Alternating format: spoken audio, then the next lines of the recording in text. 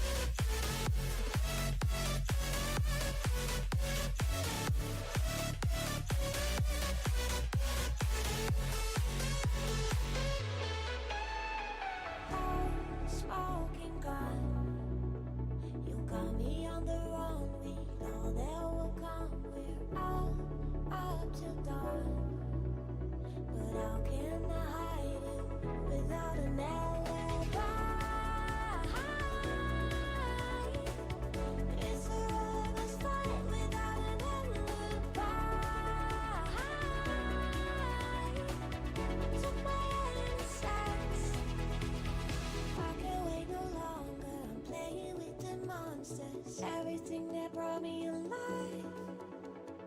Oh, we're all like monsters, playing with the monsters. They brought me alive, but got no alibi. It's a lover's fight without an alibi.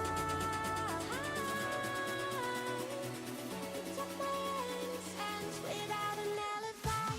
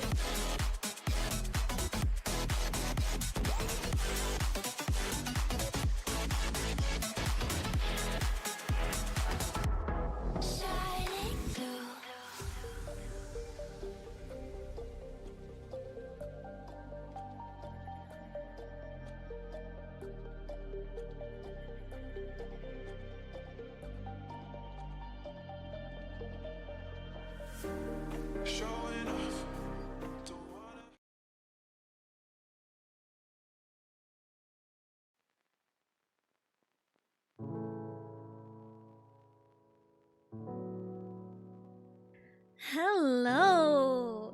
Hello! It is Wednesday, which means it's fanfiction reading day! Well, it would have been anything else, but last week we hit 300 followers.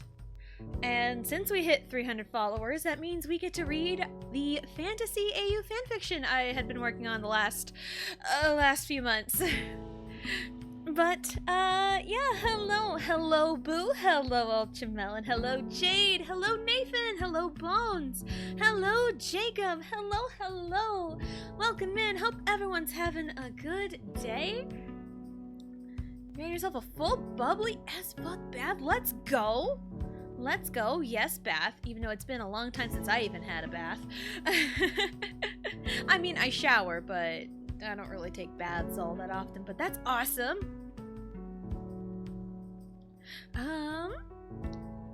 It's been a while. Yes, it's been a while. But alright,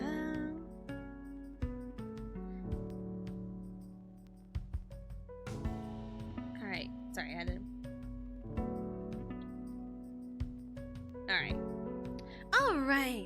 So, this fantasy AU fanfiction, yeah. I started working on it after the Mafia story was finished. And, yeah. So I'm excited for this one. I am excited. So, whew. Alright, I am so excited because there's a lot going into this one. There's a lot. Sleepy Tessa costume. Yes. The vibes. Oh man, I have no idea when the last I had a bath. Probably when I had ankle surgery in 2021? Oh, we're not gonna be sleepy. We're gonna have the shades because we are just prepared. We're ready to go. Now, the way I have my laptop set up, because I just have a laptop with like one screen, so I can barely see what I'm doing. But I can see chat, so that's a good thing. Shades, future bright. Alright, so I just wrote down a quick description because I'm terrible at that. And also this was just for a follower goal, so I never really put any thought into it. So here's just, you know, the little description.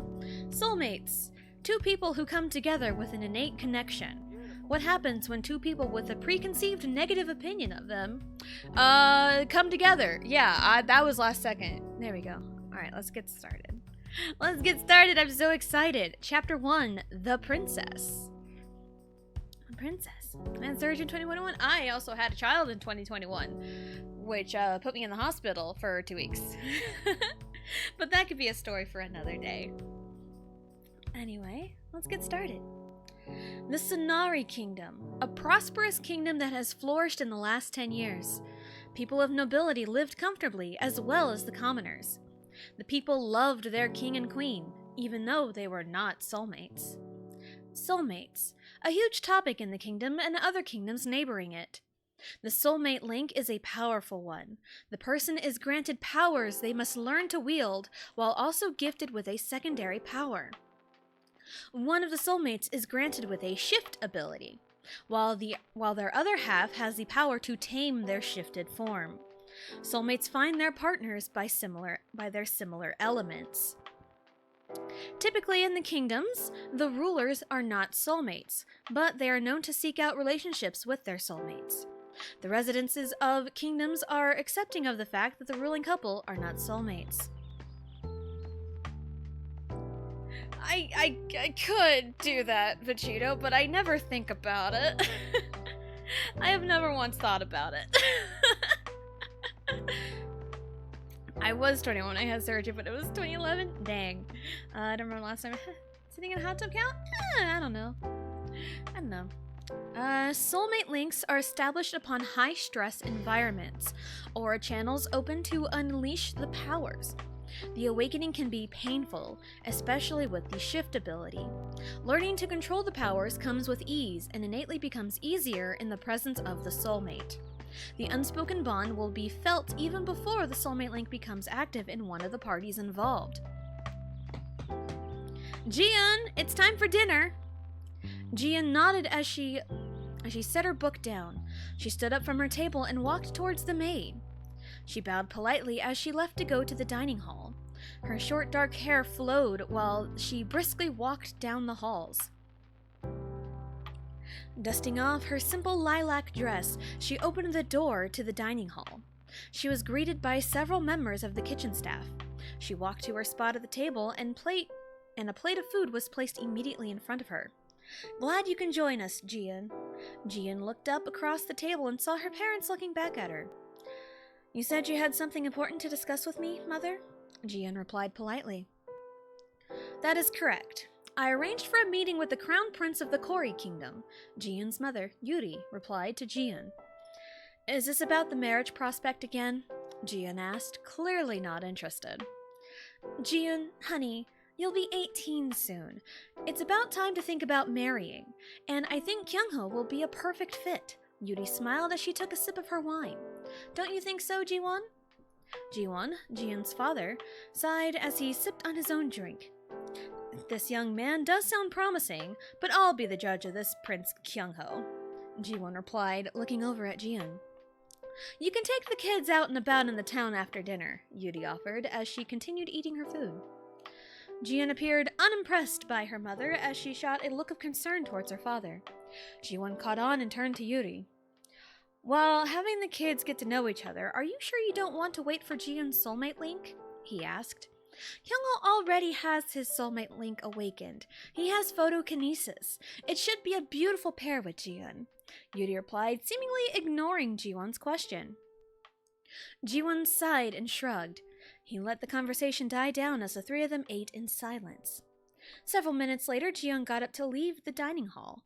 She traversed back to her chambers, but along the way, she met with a young man wearing a golden suit coat.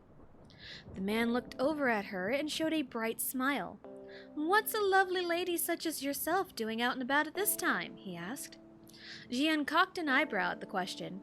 "Do you really want to know that information, or is that just a poor attempt at small talk?" She chuckled, watching the man's baffled expression. "You can already read me like a book. I should be careful," the man chuckled. "I am Lee Kyung-ho, Crown Prince of the Kori Kingdom." He bowed politely and officially introduced himself.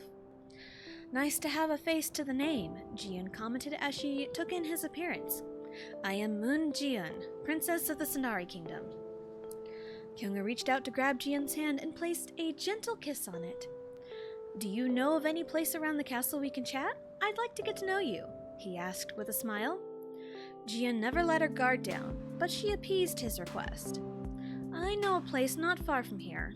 Follow me," she said as she walked down a nearby hallway. The two walked through the hall, engaging in small talk. Jian opened a nearby door to reveal a garden. She let out a giggle upon seeing his awestruck expression. "We don't have a garden this extravagant back home," Kyung-ho said as he looked around at the beautiful flowers. "This is a result of my father's powers," Jian smiled as she looked at the colorful assortment of flowers. "When father isn't busy, he's usually in here tending to the garden." "Are your parents soulmates?" Kyung-ho asked, noticing how Jian's cold expression softened upon looking at the flowers. Jian shook her head. Their powers couldn't be more incompatible. Father's powers let him control plants, and mother's powers are of ice. "It almost gives me little hope that I can find my own soulmate," she spoke her thoughts. "I could care less about soulmates," Kyung-ho replied. "Some people go their entire lives without awakening their soulmate link, and they still manage to find love." Jian hummed in response, and as she looked over the flowers once more, "I have been reading on soulmates recently. I know people don't care, but I do wonder what my powers would be," she calmly said. Kyung-ho smiled as he walked closer to Jian. He held out his hands, and gentle sparkles of light emitted from it. He then waved the light around and created golden sparkles around the two of them. Jian seemed surprised by the glow of lights. She looked up at Kyung-ho, and he kept his smile. "I bet yours will be even more extraordinary than mine," he said as he kept moving the sparkles of light around the two. Jian smiled softly as she felt comfort in the glimmering lights. "Oh. He had surgery in 2016 because Oh man. Dang, Bones. Dang, that sounds rough. Goodness. All this talk about baths, and I do know what a scene coming up, but we just started. So, dang. That sounds rough. But so far, so good. We've established, you know, soulmates. They're a thing. They are a thing. Mino, get your ass in gear and clean the damn floor! Mino flinched at the loud voice, then rolled his eyes and grabbed the mop. He silently worked on cleaning the bar floors. The store manager, J-Bomb, watched Mino carefully as he quickly cleaned. He's always got that scowl. It's like he's gonna murder somebody if they sniff in his direction. He's just the cleaning boy, can't even drink to loosen him up. Hopefully he stays over there. Mino sighed as he kept working on cleaning the floors. Ignoring gossip was his specialty since working at the bar. Barely legal, he managed to snag a job at a bar nearby his home. He needed money, and this was the only place willing to accept his help. As he was switching out the mop for a broom, he overheard a conversation at the bar. Normally, he was disinterested in such conversations, but... Have you heard the Prince of the Kori Kingdom is in our little village? What's he doing here? I heard he's engaged to Princess Jian. It would be only a matter of time. Prince Kyungho's powers will do wonders for our kingdom. Do you think Prince Kyungho and Princess Jian are soulmates? Mino tuned out the conversation once the word soulmate was said. He had nothing against the word, but people love to exaggerate the meaning. He grabbed a broom and headed outside to sweep the deck. As he was sweeping, a crowd of people gathered by the nearby road. He rolled his eyes as the people went crazy trying to get the attention of the people riding through the luxurious carriage. He shook his head as more people screamed, "Make way for the king!" Guards shouted as the people tried to clear the streets. King Jiwon waved at the people with a friendly smile, as he always did. There was a younger prince with him, presumably Prince Kyungho, who waved as well. Then there was Princess Jian. Rumors were she was absolutely beautiful, but a bit reserved. She calmly waved at the screaming people. She seemed to sigh, deep in thought, as she looked over and made eye contact with someone. Mino glanced up and connected his gaze to Princess Jian. Most people would have had their minds short-circuiting, but there was something about her gaze that pulled him in. He quickly shook his head as he continued working on cleaning the deck. "Mino!" Jaemon called from inside the bar. Mino slowly finished his work before walking back inside. So that's Princess Jian, huh? Several weeks passed since Prince Kyungho and Princess Jian's initial meeting. Kyungho needed to return to his home country, so he spent his final day by Jian's side in the garden. Jian was reading a book while Kyungho looked around the garden. Kyungho found a particular golden yellow flower and carefully plucked it. He presented it to Jian carefully. Jian looked up from her book and saw that golden flower. She smiled as she took it from his hands. "Thank you," Jian smiled as she looked closely at the flower. It was not her favorite, but she appreciated the gesture.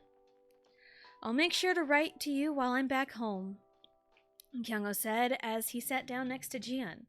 "So, what are you reading?" Yes, I do know that about you, Jacob. Your knee is, yeah. Hashtag Jian is not like the other girls. Jian is not like the other princesses. Just a log of various journals about how the soulmate link works, Jian answered. "I know you said you didn't care, but this is fascinating to me." "What kinds of things does it say?" Kyungho asked. "Here. This passage goes on about how soulmates can possibly have an innate connection even before their soulmate link is awakened," Jian said as she pointed to the particular section of the book. As Kyungho started reading, Jian found herself thinking back to a few weeks ago when she and her father toured the town. The weird feeling she experienced matched with the description of the book. Was that boy potentially her soulmate? If he was, then what does that mean for Kyungho? It's an interesting read for sure, Kyungo said as he pushed the book in Jian's direction. Jian took the book back, placed her bookmark on the page, and closed it. She felt the conversation grow to a close. I'm sorry to say, this will be the last time we see each other for a while, she said with a sad smile. Shall I walk you back to your room, my lady? Kyungo politely offered. As much as I would like you to, I need to go to the library, and I'm sure you'll be bored in there. Jian chuckled as she stood up. Kyungo leaned in and gently kissed Jian's cheek. Then I must bid you farewell for now, princess, he smiled. Jian nodded as she walked out of the garden. She walked with purpose to the library. She knew the way by heart. She gave a curt nod to the man tending to the books in the library as she passed through. Stopping in a familiar section, she found a book on soulmate abilities. She handled the book with care as she flipped through the pages. Landing on a specific page, she read the passage. The element the soulmates share is indicative of their bond. For example, if the soulmate link is pyrokinesis, the two soulmates may have a fiery passion about a similar interest or have experience with fire in their respective lives. While the soulmate link defines the connection, it does not define the individual personalities. Jian felt a strange chill as she stopped her reading. Setting the book back, she headed out to the library. Her intuition sent signals of something potentially off. As she was walking through the halls, she overheard a conversation coming from the garden. Are you sure she doesn't know? I am positive. She always has her nose in those soulmate books. She always has been oblivious to her surroundings. So, the plan is still on? Yes, Your Majesty. It's the only way to turn our kingdoms into an empire. An empire is the only way to gain control of all the nobles. And once our empire is established, I'll kick that good-for-nothing pushover to the curb, and you'll do the same for Jian?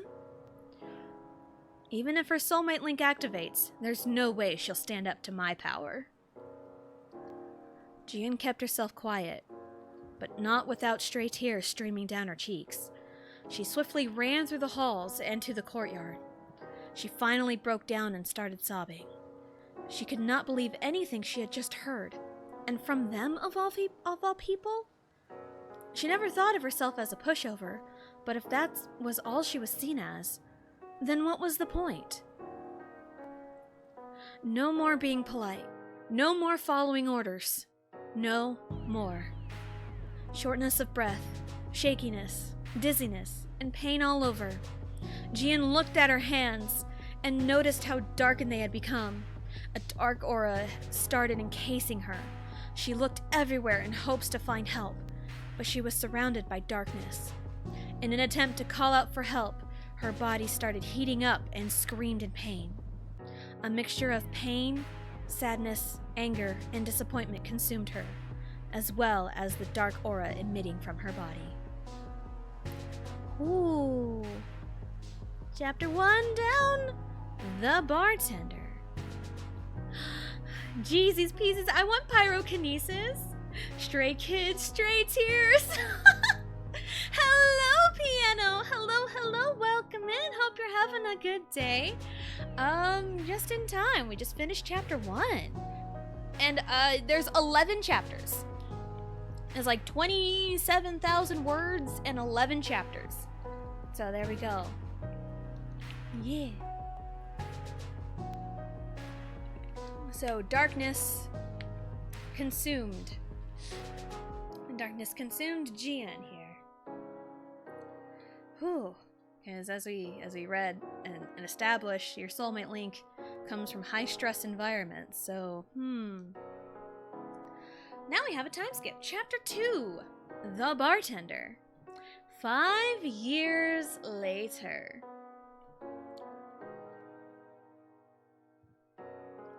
Mino, get your ass in gear and clean the damn bar! Mino released a sigh as he started cleaning empty glasses. He was used to J-Bomb's demands. Luckily enough, the demands had died down since he was promoted to bartender. The heck? 5 years? Yeah. Just go with it. Can he at least look like he's happy to be here? I swear, he's gotten more evil as the years have gone by. Careful, he might plot how to kill you if you're not careful. Yeah, best not to mess with him. Mino sighed once more as he wiped the glasses and put them away. Gossiping patrons always soured his mood. Luckily, one coworker kept his mind off of things. Jisung walked back to the bar and sat on the stool. "When's quittin' time?" Jisung groaned as he leaned on the bar. "Not for another 20 minutes, Mino replied, making a drink for Jisung. "Rude," Jisung muttered. He was about to start talking about whatever came to mind until a couple of men started talking. Ooh, costume change. "Hello, DA. Hello, hello. Welcome in. Hope you're having a good day." Where was I? Yeah, when's Quintine? Not from 20. Okay, Did you hear about the princess lately? An elder man asked, slurring his words. "Oh, thank you for the hydrate, Alicia. Thank you, thank you."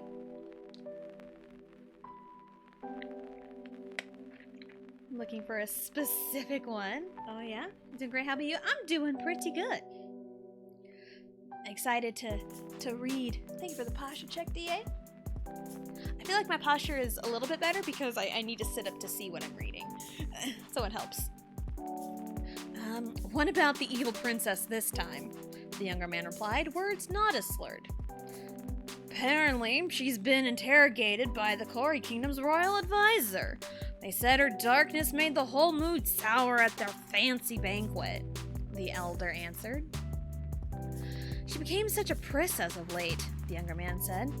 "I used to think she was drop-dead gorgeous, but that personality of hers ruins it for me.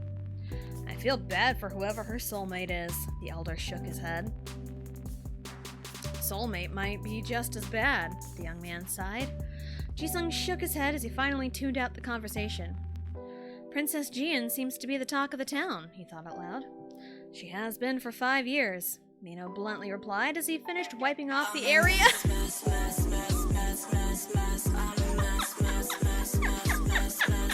I'm a mess in this dress, but we're still the best dressed.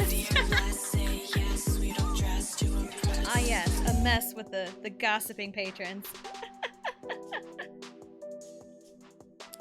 She has been for 5 years. Hashtag Jisung got that riz. Oh, he absolutely does. As he finished wiping off the area of the bar. Are darkness powers really that bad? Jisung asked as he threw his head back in deep thought. Hashtag Jisung don't dress to impress. No. Darkness is usually associated with evil, Mino replied. He quickly alerted the patrons that it was almost closing time. Thanks, DA. Thanks. No worries, it was great. Does it have to be, though? Jisung questioned. I've read that soulmate powers don't necessarily tie to the personality. Good for you. Do you want a cookie? Mino deadpanned. Nah, I'm good, Jisung chuckled as he stood up, ready to leave. Mino and Jisung ushered the stragglers out of the bar and closed it for the night. After locking the door, the two made their way towards the outskirts of town. The two walked through the streets at night. Nightlife was quieter, but still lively. Many people were out and about. Mino and Jisung paid them no mind, until someone in a robe bumped into them. The robed figure paid them no mind as they ran towards a particular building across the road. Mino and Jisung shot one another a particular look before watching the hooded figure walk into a brothel? The figure was slightly shorter than the two of them and appeared to have a feminine figure underneath the robe. There was a hood covering the face of the figure, so it was hard to tell what they looked like. Although, something was pulling Mino to keep an eye on this figure. A few moments later, the mysterious person walked out of the brothel, talking to a woman wearing a dress showing off vast amounts of cleavage. The mystery person seemed to be on good terms with this woman. You probably shouldn't think too much of it. Unless you want to visit, Jisung smirked, which earned him a swift smack upside the head. Do not drag me with you, Mino scolded. He glanced once more at the hooded person before continuing to walk out of town. Jisung let out a vigorous laugh as they walked out of the town. Did you notice that man looking in our direction? I did, and he looked unimpressed. Not my kind of guy. I wouldn't go that far. Maybe he just keeps to himself. Do you feel that connection? The hooded figure could only hum in response before walking away in the opposite direction Mino and Jisung went. Ooh, Mino woke up to various loud sounds from outside. He sat up in his bed while trying his best to wake up. Someone knocked on his door and entered his bedroom. "Oh, you're awake," the man smiled. "Cut the crap, Chan." Mino glared at the man, Chan. "Hello, Kiki. Hello, welcome in.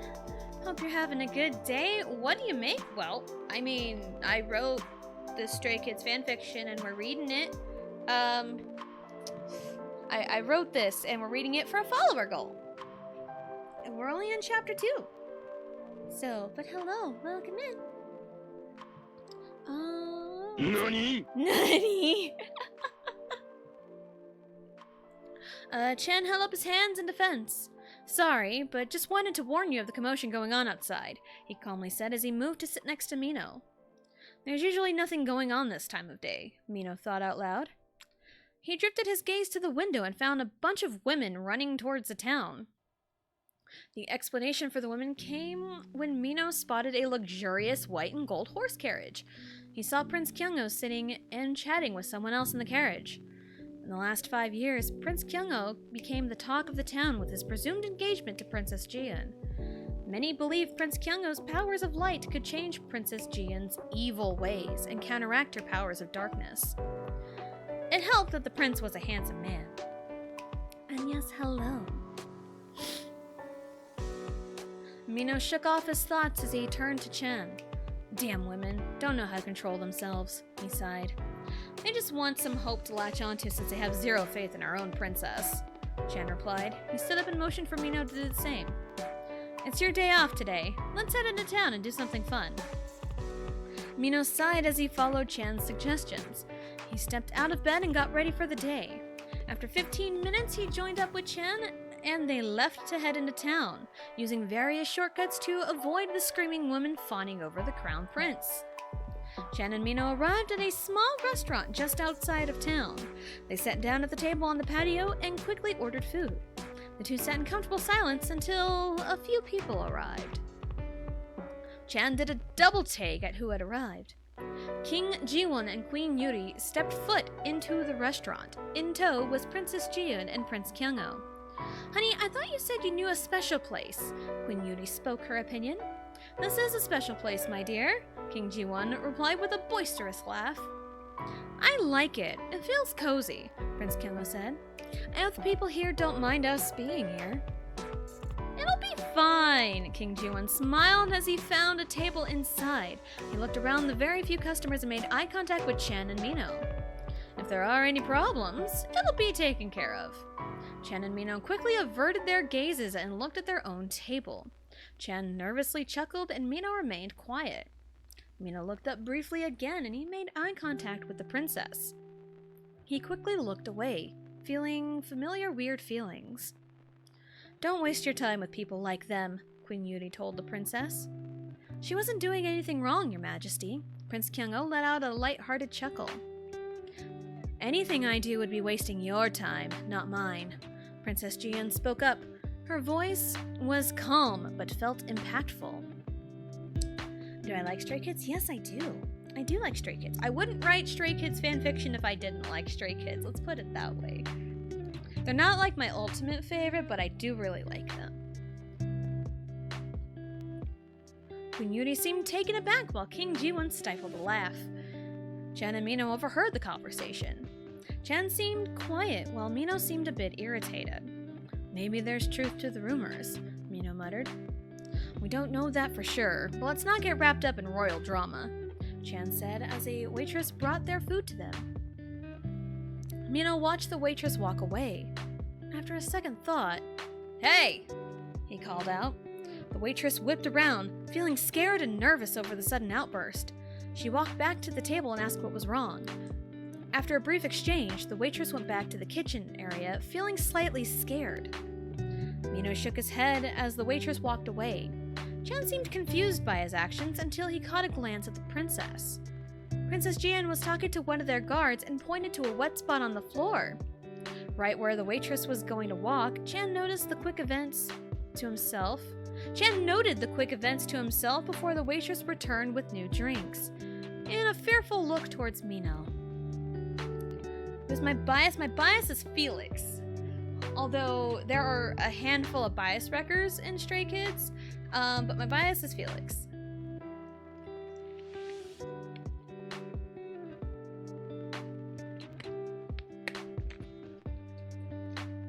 The evening arrived, and Chan made sure to keep Mino occupied.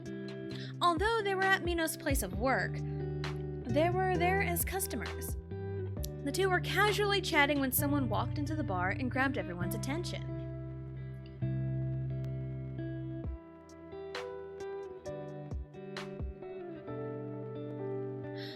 Princess Jian is here! Mino rolled his eyes and attempted to not look in her direction, which was proven to be difficult when Princess Jian walked up to stand right next to him. She wore a dark purple dress with white accents, and her long black and purple ombre hair draped over her shoulders. Her attention was on the bartender, luckily. Is the owner in tonight? Princess Jian asked in a deadpan tone. Me too in Changbin? Nice. Poor Jisung seemed awestruck. He cleared his throat and tried to sound calm. Sorry to say, the owner isn't in tonight. What can I do for you? He asked, voice surprisingly steady. I'm here on behalf of my father. He wanted to make a donation to this bar, but he's caught up in work tonight, Princess Jian said, keeping a stoic expression. I can leave a message for him if that would work, Your Highness, Jisung asked politely. Princess Jian pulled out an envelope and placed it on the bar. Keep this in a safe place. If word gets back that this money has gone missing, I will personally take care of any issues, she replied. Looky here, it's the bitchy princess. The attention shifted to the drunk man sitting a few stools down from them. The guy next to the man who spoke smacked him in the arm.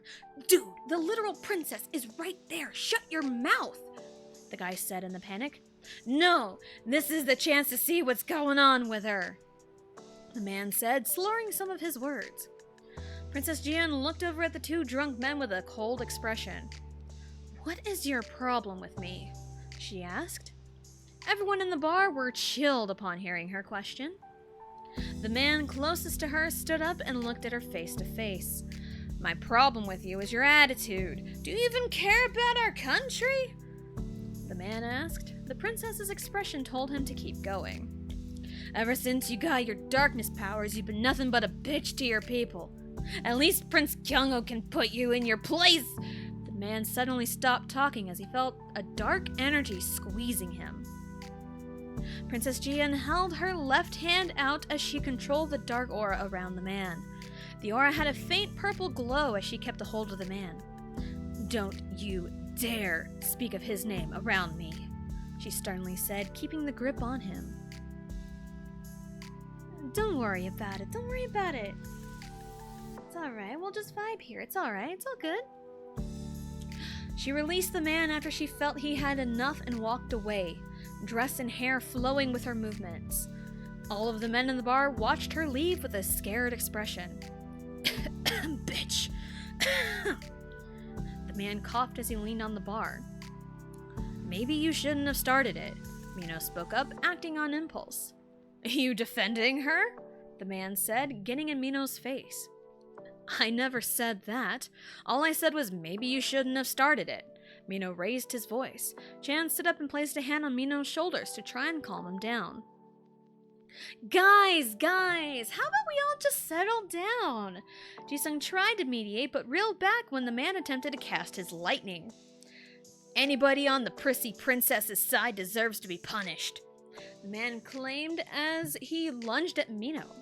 Mino blocked the... Thank you for the follow, Kiki. Thank you so much. Much appreciated. Let's see. Anyone on the... Okay, Mino blocked the attack with all the force he could. Anger bubbled up and his own body felt hot. Who said anything about being on her side? I don't like her as much as you do, but she was minding her own business, he said in defense. His strength grew progressively the more agitated he got. Chan and Jisung watched warily as Mino and the man fought. Chan tried to pull Mino away while Jisung tried to put a wall between the two. Everyone else in the bar cleared out to give them room. Things seemed to die down until the man spoke once more. Princess or not, she's still a stuck-up bitch, and you're no better for defending her. Something snapped in Mino. Trying to defend himself was like talking to a brick wall. Nothing was getting through to this drunkard. He wasn't a fan of the princess's cold behavior, just like everyone else. So why did he feel the need to speak up? Why is his body getting hotter? Why was his vision blurring? He quickly shook off Chan and ran out the bar. Something felt off. He ran to the forest, fighting off the intense pain he felt. He held his head, trying to will away the headache and the feverish feeling. Mino looked at his hands and froze. A dark aura emitted from his claws? His body was changing rapidly, and he had no clue what to do. He screamed in pain and his body shifted. His mind went blank as he took in the new sight. He was high up, Royal Castle in view in the distance. A mighty roar echoed through the land as a dark energy surrounded him. He shifted into a black and purple dragon. His soulmate Link awakened. His darkness powers meant one thing. Mino was Princess Jian's soulmate. Oh boy. So, we got a soulmate Link awaken. They're soulmates. As you would expect, right?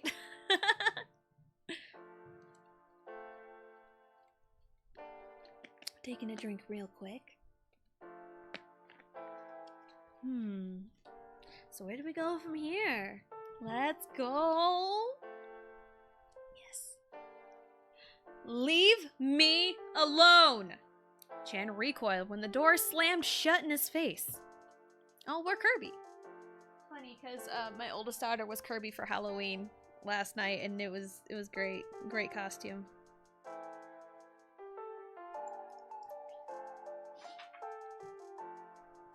Alright, Chan recoiled when the door slammed shut in his face.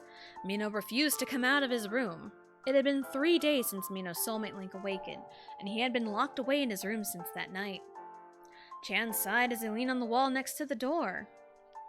You can't hide in your room forever, he called out. Watch me! Chan released another sigh. He remembered how distraught Mino was when he found him in the forest. The sun had just come up and he was shaking on the ground. He had shifted into a dark dragon. It was an incredible sight. But this also meant Mino was the soulmate of Princess Jian. Is he still pouty? A taller man walked up the stairs to meet Chan. Sure is, Seungmin, Chan replied. He's still sticking to his guns about the princess. He needs to get over himself, Seungmin bluntly stated as he vigorously knocked on the door. I said leave me alone!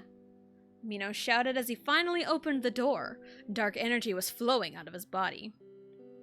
Chan and Seungmin took note of his frantic state. Seungmin kept a calm demeanor. If you can calm down for 2 seconds, you'll maybe understand that you need to go see the princess, he explained. You're a shifter, so that makes her a tamer. With her help, you can get your powers under control. I don't need her, Mino grumpily replied as he slammed the door shut. Rumors are only going to get worse for him, Chan spoke his thoughts. People already don't like him enough, but they don't know the real him. That's exactly what the issue is, Seungmin added as the two walked away from Mino's bedroom. Oh. So there was the aftermath of that. Jian released a sigh as she wrote in a notebook. The last few days were spent trying to get away from family and royal duties. Anytime she was near her mother or Kyungo, she would turn on her heels and run away as fast as possible. This was one of those moments where she escaped some responsibility. No servants were in sight as she sat in the garden. Her thoughts were occupied by the news she was told 3 nights ago. After she left the bar, there was a huge dark dragon spotted in a forest nearby. From the statements told, she knew it had to be her soulmate. All of the feelings she read in the books were accurate. Now it's just trying to find them. She was snapped out of her thoughts when a subtle knock was heard by the garden entrance. "Excuse me, Lady Jian," the servant quietly called out to her. Jian looked up at the entrance and motioned for her to enter the garden. "What do you need, Gaian?" she asked, patting the spot next to her. Gaian shook her head and stood next to her. "Your father wanted to see you. He's up in his study. Would you like me to go with you?" she politely asked. "Your company is about the only one I can tolerate," Jian calmly replied as she stood up, put her journal away, and walked out of the garden. Jian and Gaian walked quietly through the vast silver halls of the castle. After 5 minutes, the two arrived at their destination. Jian thanked Gaian and entered her father's study. "Jian, glad you're here." Jiwan smiled as he finished writing something down. "What do you need me for, father?" Jian asked as she sat down in one of the chairs. "I can assume you've heard the reports of the dragon spotting recently?" Jiwan said as he leaned back in his chair. "I know they are my soulmate," Jian answered. "I have a feeling it was someone at the bar I went to that night." "Now, your mother has no idea what I'm about to tell you, so keep this between us," Jiwan said in a somewhat serious tone. "I've got someone in town keeping an eye on things, and they are to alert us when the dragon shows up again. When they show up, that's when you'll go find them." Jian nodded. She then looked down at her hands, suddenly feeling nervous. She was about to speak up when Jiwan stopped her. "I know what you're going to say, and I'll get it taken care of," Jiwan smiled. "Thank you, father." Jian bowed her head and she stood up to leave. She left the study and flinched when she saw Kyungo down the hall. She shook her head to herself as she tried to power walk down the hall to avoid him. "Jian, how are you?" Kyungo smiled as he firmly grabbed Jian's arm to stop her from walking too far. "Tired. Now let me go." Jian attempted to yank her arm away, but Kyungo kept a firm grip. "I'm on this trip to hash out details of our wedding, but I've hardly seen the woman I call my fiancé." Kyungo pouted. "We should take some time to discuss the wedding details. You're involved too." Dark energy surrounded Jian and it sent a shockwave to Kyungo. He winced in pain, but kept a firm grip. A bright energy surrounded him as he matched the dark energy. "You're not running from me this time," Kyungo sternly said. "We have things to do, Jian." "Our business was finished long ago," Jian angrily spat as she yanked her arm away, which tore the fabric of her sleeve and ran down the hall. When she thought she was in the clear, she found a secluded window and opened it. She climbed out the window carefully and successfully snuck out of the castle. The sun had already set, so traversing in the night was made easier. She ran until she found a nearby village. The village appeared to be run down, but still a little lively. She walked through the streets slowly, taking in every detail about the village. "Don't hurt me!" Jian turned her attention to a small store. Curious, she investigated the area to find something interesting. Mino grumbled to himself as he made 2 more drinks for the customers. The customers have taken note of Mino's dark and brooding behavior as of late. Dark energy continued to pour out of Mino. Despite the clear setback in his public appearance, Mino still did his job. Whispers of current gossip kept Mino's attention, even if the subject of said gossip was one he was not a fan of. Typical mentions of the princess echoed through the bar. Mino tried ignoring it and continued to do his job. A few moments later, 2 shadily dressed guys entered the bar, looking a little worse for wear. Mino watched the guys carefully while leaving his post quickly to get their drink orders. He quickly prepared the 2 beer mugs and returned to the men. Setting the drinks on the table, he walked away. As he walked away, he heard the men talking. "We escape one brooding edgelord to run into another," one of the men said. "The commander did say that the princess packs a punch. Think this guy's any better?" the other guy said. "Seems like a guy we don't want to pick a fight with," the first guy said as he took a big swig of his beer. If the princess is anything to go by, then I don't want to cross paths with any more darkness. The second guy took a drink of his own beer. Mino shook his head as he continued to work. Although his attention subconsciously diverted to the two men drinking beer upon hearing talks of Princess Jian. She just went and destroyed everything in the small village. Bitch just went on a rampage for no reason. Mino's ears perked up. The commander was right in saying she'll do anything for power. We were just doing our jobs. She didn't need to attack us. I don't want to be in a kingdom where the ruler doesn't give two shits about us. Mino felt an overwhelming force throughout his body. It was a familiar feeling, but he still could not control the dark powers. Recognizing what was going to happen, he bolted out of the back door of the bar and ran through the forest. His emotions ran high. Princess Jian had attacked a small village? What kind of ruler does that? The people's opinions of Princess Jian were always negative. The aura she exuded was always negative. While Mino's reputation was similar, he refused to be associated with someone with such a negative reputation. He felt his body start shifting into his dragon form. His emotions took over everything, and everything was a blur. The sound of a dragon's roar echoed through the area. Jian looked up into the sky and saw in the distance a black and purple dragon. She looked back at the village with a solemn expression. She walked up to a house and dropped a small stack of cash just inside the door. Taking a deep breath, Jian began running towards the direction of the dragon. It was quite the distance, but nothing was going to stop her from meeting her soulmate. She stopped to catch her breath at the outskirts of a nearby village. She looked up at the sky and saw a plethora of dark energy coming from the dragon. She entered the forest with no real plan. The dragon was her marker. That's all she knew. Feeling a strange breeze, she halted quickly. She was met eye to eye with a dark gray wolf. The breeze picked up when the wolf walked closer. Jian hesitated but relaxed once the wolf nodded its head towards the east, which was the same direction the dragon was in. Jian nodded back to the wolf and followed to where it was running. After a few moments, the wolf left Jian to run at the dragon. She was face to face with the dragon. She watched as the dragon fought with itself to control the dark powers leaking from its body. "It's you," Jian muttered to herself as she slowly walked towards where the dragon landed. The dragon roared and unleashed a mass of dark energy. Jian was seemingly unaffected by the dark energy. She was familiar with the emotions that fueled the powers, the sadness, anger, frustration, and the deep longing feeling. Jian knew them all. She stepped closer and used her powers to match the intensity of the dragon. The dragon seemed to relax a little as Jian stepped ever so closer. The dragon leaned in and looked at Jian carefully. Jian placed a gentle hand on its snout. She felt the dragon relax under the touch, but then it flinched and pulled back. Jian seemed shocked by the action, but then slowly pulled back as well.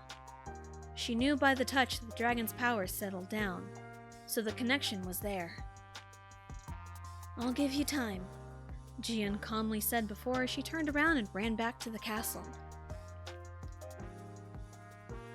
Mino felt himself revert back to his human form shortly after Princess Jian ran away. He felt a weird mix of emotions, but he could not deny how her touch made him feel, which only confused him more. The gray wolf joined Mino and shifted into their human form. Chen walked up to Mino and smacked him upside the head. "What the hell is your problem?" Chen shouted at Mino. Mino glared at Chen in retaliation. "I can't handle this!" he shouted back. "Why? Because of her terrible reputation?" Chen scolded. "She destroyed a village! How can someone like that be my soulmate?" Mino argued. He walked around the area in the forest to blow off some steam. "Don't you think you're treating her unfairly?" Chen asked. He reached out to grab his shoulder to make Mino face him. "She ran in without knowing who you were. She was looking for you, and she has no idea who the hell you are, but she still came here and helped you." Mino pushed Chen away without a word and stormed off back to his home. Chen watched sadly as Mino struggled with his inner emotions. Oh. Whew. Lots of emotions. This one already feels kind of a little bit more serious. Oh. Man, so far so good. What chapter are we on? We are on chapter 4, Dragon's Claws. Ooh.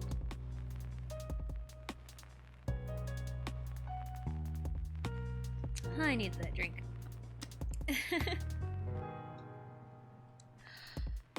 Oh.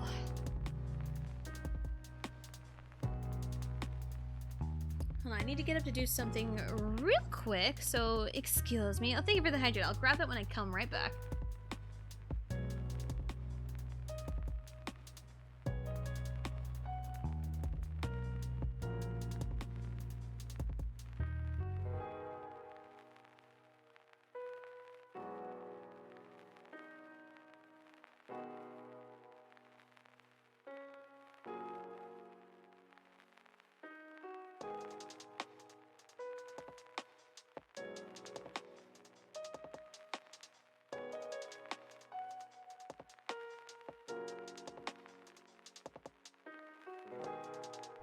Sorry, the package had showed up at the door. I wanted to make sure I brought that in. Oh, hey, yeah, shout out to Ultramelon. Yeah, this one's on me, of course, thank you. Also, Ultramelon is awesome. Tonight at 8 p.m. Central Time, Alicia of Ultramelon will do her first Nuzlocke. And it's an exciting and scary feeling because I did my very first Nuzlocke last year and I was scared shitless. So yeah, if you're not following Ultramelon, what are you doing? Go follow Ultramelon. Alicia is amazing.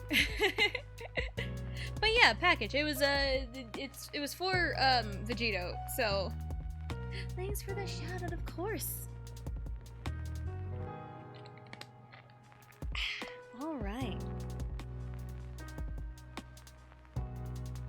I'm terrified. You are my inspiration. Don't worry. You'll be okay. It'll be okay. I promise. Okay. All right. Chapter 4, Dragon's Claws. Jian, dear, let's discuss the wedding plans. Yuri called from down the hall. She was standing just outside a meeting room with her arms crossed. Oh, I guess it was literally around this time last year that you did yours. Yep. I remember doing the, I did Pokemon Shield, and I was at the Ghost Gym on Halloween. So it was around this time of year. So, funny coincidence. Jian, dear, let's discuss wedding plans. Yuri called from down the hall. She was standing just outside the meeting room with her arms crossed. Jian took a deep breath before turning on her heels and cooperated with her mother. She avoided eye contact as she entered the room and sat in her usual spot. She looked up and took note of who was sat at the table. Her father sat at the head of the table. Her mother sat next to him. Kyungo was seated across from Jian. But the woman seated next to Kyungo was new. Quote number 1, tank it. I believe that was at like the finale of my Nuzlocke, so that was insane. And hello, Lou. Hello. Welcome in. Hope you're having a good day. Oh, we're just, we're in the depths of fanfiction reading. I'm gonna fix my headphones real quick, because they're all tangled up. There we go. That's better. Alright. Whew. Cool. Yes. Whew. It was second water starter evolution's name, I forget. Inteleon. It was Inteleon, who I nicknamed Dunsparce 3 after another streamer's Nuzlocke that I enjoyed. Who was revived. Don't let me disturb you. Read. It's okay. Yes. It was insane. Alright. She was a petite woman with long blonde hair. Her expression appeared to be intimidating, but she kept quiet. I hope you don't mind Soyeon being here. She's my assistant and has been keeping track of everything we've done here. Kyungo explained with a sheepish smile. Again, why do I keep putting the word sheepish? It's so hard to say. It's my own fault. That's perfectly alright, son. We need as many people keeping notes as possible. Lots of details can be lost in translation. Yuri smiled sweetly at Kyung-ho. Jian kept her expression neutral as she locked eyes with the woman across from her, So-yeon. Something felt off about her. Bah, sheep. Jian kept her expression neutral as she locked eyes. Okay, something felt off about her. I mean, that's the answer I'm looking for to the question of the day. Something felt off about her. Jian could not place it. Before she had an opportunity to think about it, the meeting started and her thoughts were clouded with a wedding she had zero interest in planning. While her parents and Kyung-ho discussed the wedding preparations, Jian's mind wandered to the Dark Dragon. Her mind wandered to how lost they seemed, how out of control their powers were until she touched them, and wondered what they looked like. And we can string fairy lights across the ballroom for the reception. What do you think, Jian? Kyung-ho asked with a smile. Jian snapped out of her thoughts and stared at Kyung-ho. Sounds good, she blankly replied, clearly uninterested. Jian, honey, shouldn't you be more involved with the plans? Yuri asked with a smile. This is your special day too. Don't you want any input? Do you want an answer you want, or my honest answer? Jian calmly asked. Jian, is that any way to talk to your mother? Yuri glared at Jian. If you must know, mother, I have no interest in wedding preparations, so everyone can make decisions of their own volition, and I would not care a single bit. Jian stated her honest feelings before standing up. Now that my feelings are clear, I will be going. Yuri reached out to Jian to stop her from leaving, but was unsuccessful. Jian left before anybody else could say anything. Yuri released an exasperated sigh, and Kyung-ho gave her a sympathetic look. What am I going to do with that child?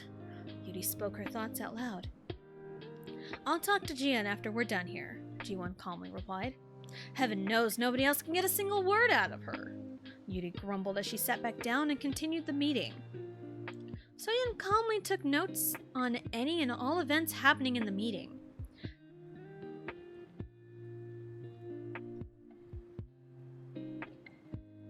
Sorry, I had a pop-up show up on my stupid laptop. So-yeon calmly took notes on any and all events happening in the meeting. Kyung-ho looked at her and smiled to himself. He stood up and looked at Ji-won and Yuri. I can talk to her. No guarantees I can figure out what's bothering her, but I can at least try. I am her fiancé after all. He spoke to the king and queen. Kyung-ho quickly left the meeting room and wandered around the halls in a vague attempt to find Jian. He walked towards the garden, which was her usual spot, but she was not there. If Jian was not in the garden, the library would be the backup. He walked to the library and found Jian sitting on a couch reading a book. Jian looked up from her book and locked eyes with Kyung-ho. Groaning inwardly, she placed a ribbon in her book, closed it, and stood up and to leave her spot. She felt Kyung-ho grab her arm to turn her around. Jian, please talk to me. What's been going on with you these last few days? Kyung-ho asked, keeping a solid grip on Jian's arm. I have no reason to talk to you. Can you please let me go? Jian deadpanned as she tried to fight her way out of his grip. We are supposed to be married in 2 months. You have all the reason to talk to me. Kyung-ho pleaded, using his small portion of his light powers to keep Jian in place. I know you did it, Jian simply stated. She took his shocked reaction as a chance to rip her arm from him.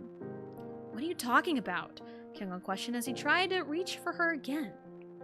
Jian moved out of the way before replying. Don't play dumb with me. I know exactly what your scheme is, and I won't tolerate it any longer. She started running in the direction towards the castle front gates. Kyung-ho noticed this and grabbed her shoulder, stopping her from going too far. Where are you going? He asked, using his light powers to keep her in place.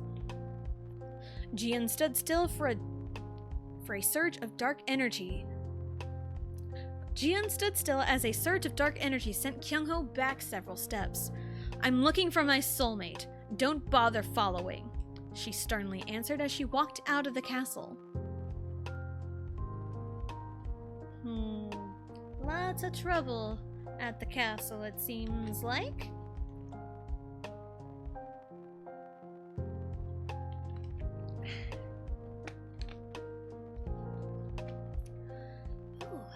Mino sighed as the bar cleared out for the night. Closing time was near, and to say Mino was excited would be an understatement. He wiped the counters as a couple of familiar faces walked in the doors. Mino recognized them as the two guys who said Princess Jian attacked the nearby village. The two were casually chatting up a storm as a woman followed them inside and joined their table. The woman had a small frame and long blonde hair. She joined in the conversation with the two men. Mino served the three, but not without noticing the stares of the woman. Ignoring the stares, he returned to his position behind the bar. His mind wandered to Princess Jian and the night she approached him in his dragon form. He cannot seem to get the feeling of her gentle touch out of his mind. For a few moments, she was not who people said she was, which confused him greatly. Who was Princess Moon Jian? His thoughts were interrupted when the woman from earlier approached the bar. She wore a simple smile and leaned on the bar. "How are you this evening?" she asked. Mino stared at the woman with a blank expression. "Fine," he simply answered, cleaning the counter. "You seem like a bag of fresh daisies." The woman let out a small laugh. Hashtag Jian is not like the other dark princesses. I love that. I love that so much. "If you have nothing of importance to say, then get out of my sight," Mino bluntly said, not sparing her a glance. "But I do have something of importance to say," the woman said. "I know you are Princess Jian's soulmate, and I know she met with you 3 nights ago." Mino stopped what he was doing and looked at the woman in the eyes. "What are you talking about?" he asked. "My name is Jun Soyan of the Kori Kingdom. I am a close assistant of His Highness, Prince Kyungo. I want to know what your connection with the princess is," the woman, Soyan, calmly said as she leaned closer to Mino. "So what if you're close to Prince Kyungo? It has nothing to do with me as well as Princess Jian. Now, if you'll excuse me." Mino glared at Soyan as he tried to walk away to do his job. He felt a strong force grab his right arm and quickly turned his attention to Soyan. He looked down and saw claws? A faint golden light glowed from Soyan's half-shifted dragon claws. She dug her claws into Mino's arm. "You need to leave the princess alone, or else your life will be in danger," she calmly threatened.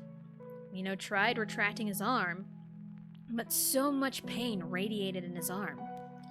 Dark energy slowly surrounded his arm to counteract the light energy. "Ignoring the princess is something I already do. Now you need to leave me alone, or else," Mino sternly told her. "Or else what? You're gonna kick me out? That's cute, but I'm afraid you're in no position to be threatening me." Mino ripped his arm away from Soyan as he quickly ran out to the back. He looked behind him towards the bar and confirmed his suspicions. Soyan was following him. He was wrapped up in some royal business he wanted no part of. The unintentional stress of the situation caused him to quickly shift into his dragon form. He weaved through the trees carefully, but to no avail. Soyan had shifted into her own dragon form, a white and gold dragon that emitted light. The two dragons chased one another through the forest, causing destruction as they flew through the area. Soyan's light abilities quickly overpowered Mino's current abilities. Soyan let out a roar before shooting off light beams. Mino tried hiding from the attacks, but he was not in one spot for long. What was the deal with this? Why was he being attacked? Why did an assistant of Prince Kyungo want Mino to stay away from Princess Jian?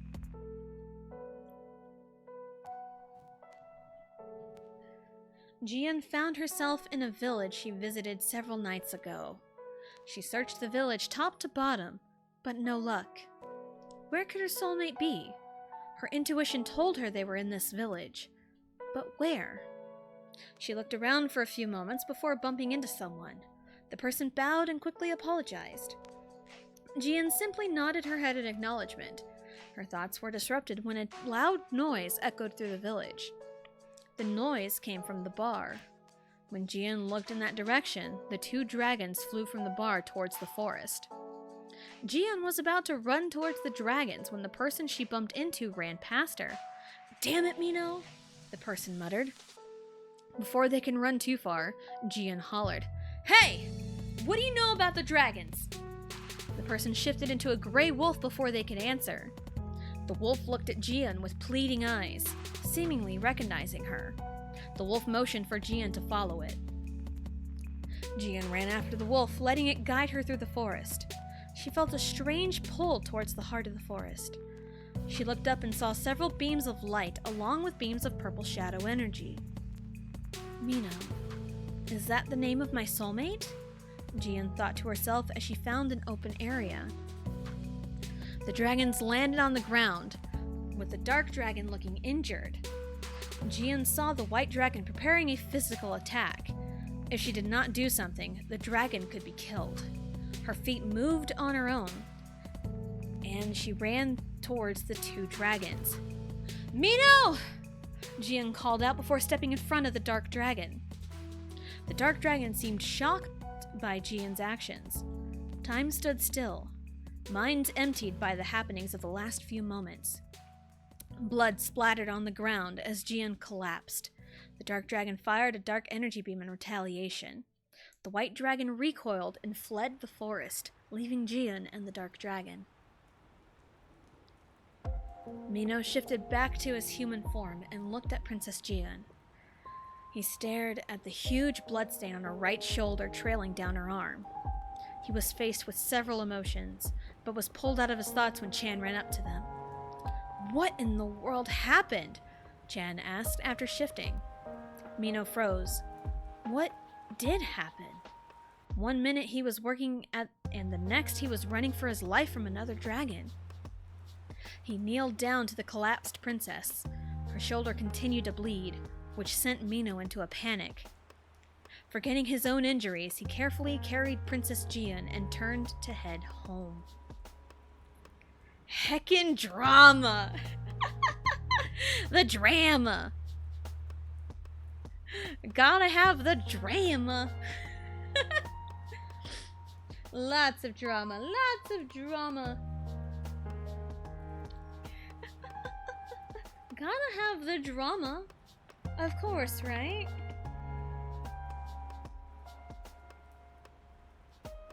I really went for a more serious approach with this one, didn't I? Which, I mean, it's fine. It's fine. Chapter, 5? Chapter 5, Something to Think About. Mino paced frantically. Yes. Mino paced frantically outside of his bedroom door. The morning sun radiated through the windows. He felt bad for sleeping a little bit while waiting for some kind of news. He snapped out of his thoughts when Seungmin walked out of his bedroom. Seungmin stared at the disheveled Mino blankly. "Give me your arm," Seungmin calmly commanded. "Is she okay?" Mino asked as he reluctantly lifted up his right arm for Seungmin. Seungmin used his healing powers to treat Mino's wounds. The wounds were deep, but would not scar with the aid of Seungmin. There'll be a scar on her right shoulder, but other than that, she'll be fine, he answered as his hands glowed a faint pink color. Mino hummed in response as Seungmin worked his magic. After a few moments, Seungmin left Mino alone, knowing he needed time to process the events of the previous night. Mino quietly opened the door to his room and felt his heart tighten upon seeing Princess Jian laying in his bed. Bandages covered her shoulder, and her expression was one of discomfort. She jumped in so recklessly to protect Mino. What made her do that? She was a princess, but she never cared about her kingdom and her people, right? Mino watched carefully as Princess Jian's eyes fluttered open. She winced in pain as she attempted to sit up. Mino rushed to her side and helped her sit up. He wanted to say something. Anything. But the words were stuck in his throat. Princess Jian looked around the room carefully. She attempted to recall the events of the night, but was stopped when she looked at Mino. Something felt familiar about him. Mino looked away as a jolt of dark energy was released from his body. This confirmed who he was for the princess. Mino, right? She asked calmly. Mino looked back at the Princess Jian with a small glare. How do you know my name? He sternly asked. I overheard your friend call out your name, Princess Jian simply answered. Mino nodded. He thought about what to say next. I'm sorry to disappoint you, Princess Jian. He spoke his thoughts. Why would you disappoint me? Princess Jian asked, confusion lacing her voice. Because I want nothing to do with you, Mino quickly answered. Your reputation precedes you. You don't care about anything related to the kingdom. All you've done is essentially abandon your people. You may be my soulmate, but I want nothing to do with someone who doesn't care about what matters. Princess Jian stared at Mino for what felt like an eternity. Mino felt small under her stare. He momentarily forgot she was even royalty. Her long black and purple ombre hair perfectly framed her face, while her dark purple eyes pierced through Mino's soul. The princess took in Mino's appearance. His purple hair was simultaneously messy and neat. Dark brown eyes looked at her in wonder. He reminded her of a cat. Are you finished? Princess Jian spoke after several moments of silence. Hashtag Mino is not like the other soulmates. Love it. Are you finished? Princess Jian spoke after several moments of silence. Mino only nodded in response. Princess Jian shifted her position on the bed so her feet were on the floor. Her dress was worse for wear, but that was the least of her concern at the current moment. She looked at Mino directly in the eyes as she carefully stood up. Let me ask you a question. Have you ever heard of people talk about you? Have you ever heard people talk about you? Formulate opinions about you? Do people avoid you because of words others say about you? She asked with a calm tone to her voice. People talk all the time, and they think they know me when they really don't. I get glares all the time from people. I get glares all the time because people can't keep their mouths shut. People love to judge before they get to know someone, Mino simply answered as he crossed his arms. Then why do you do that with me? Mino froze. Princess Jian's words stabbed him through the heart. All this time, he did the thing to Princess Jian that he despised the most. He always hated when people claimed he was rude, a jerk, or just plain evil. Those were his opinions of the princess. He knew the people's claims on himself were baseless, but he thought he had more than enough evidence to determine what kind of person the princess was. But here she was, calm as can be, pressing him on his behavior. You do not have to answer. Just something to think about, Princess Jian said as she moved to the bedroom door. Loud knocking echoed through the entire house all of a sudden. Mino heard the door open, so someone else must have answered. What can we do for you, gentlemen? Chan's voice was heard from upstairs. We're here on official business for His Highness Prince Kyungo, a man's voice stated. Princess Jian froze in place. Albeit subtly, the action did not go unnoticed by Mino.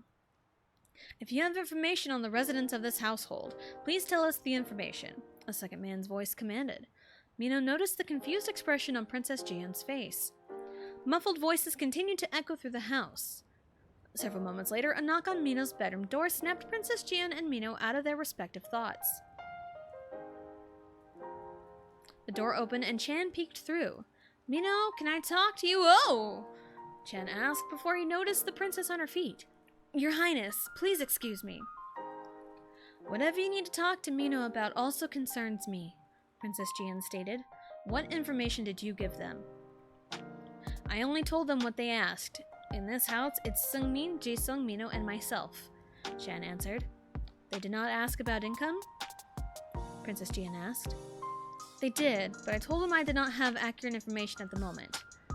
Chan replied. Why would they ask that? Mino asked. Princess Jian turned to look out the window. Her gaze followed the two men going to head into the village proper. Before she had the chance to answer, the sound of soft grumbling reverberated through the quiet room. The princess turned her head away from the two men. I am a bit hungry. What do you have to offer for breakfast? Princess Jian simply asked. The tone in her voice remained the same as before. Mino noticed the faint rose-colored spread on her cheeks as she asked the question. Oh, I think it was supposed to be splashed. Noticed the faint rose color splashed on her cheeks as she asked the question. Follow me downstairs. I'll show you what we have, Mino politely offered. Maybe there was more to Princess Jian than he thought. Well, at least they meet and are talking. Kind of. The atmosphere in the house was a bit strange. The presence of Princess Jian made things a little awkward. Mino had cooked breakfast for himself and Princess Jian. The rest of the inhabitants of the house had left to do their jobs or run errands. The princess released a sigh as she set her utensils down. The silence between herself and Mino was deafening. Mino felt like he was being crushed under the silence, so he found some words to speak up. So, Your Highness, why were you out of the castle last night? Mino asked, trying to make small talk, but also fulfilling his own curiosity. Princess Jian looked up at Mino. She glanced around various things on the table before answering. I wanted to find you. Why would you want to find me? Mino replied. You are my soulmate. I felt it was the right thing to do, Princess Jian answered. Mino hummed in response. I'm not that great of a person, he muttered. I'm not that great of a person either, Princess Jian said with a small smile. But I think we of all people should know not to judge someone based off mindless observations. I guess you're right, Your Highness, Mino mirrored her small smile. Please, call me Jian. Mino froze momentarily. Princess, no. Jian softly smiled at Mino. He cleared his throat quickly. Right, Jian. May I ask why you haven't made your way back to the castle by now? Jian repeated her actions from earlier as her eyes darted around the table. Is it bad that I kind of don't want to go home? She asked, expression slightly warming up with Mino. Mino seemed taken aback by her thoughts. Are things not going well at the castle? He asked.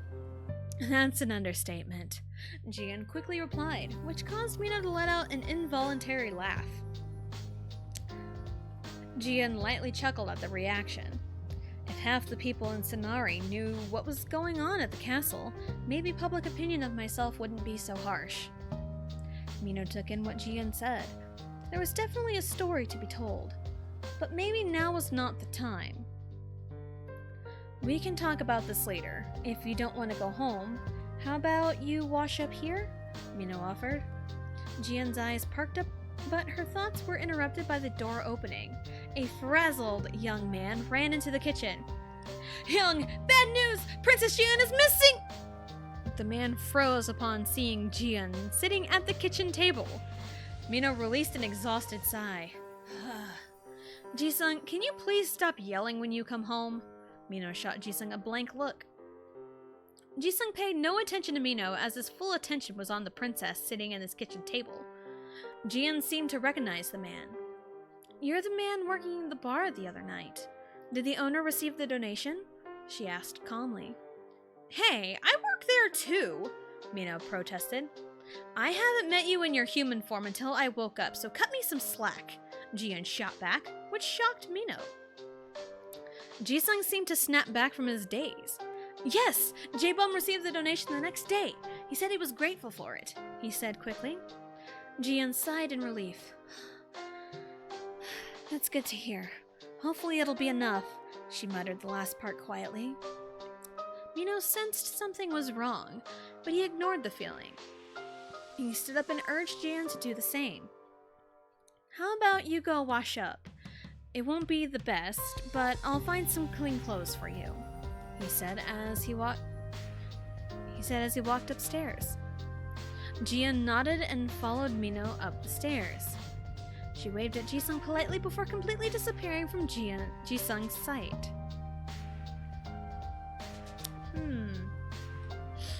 Cool.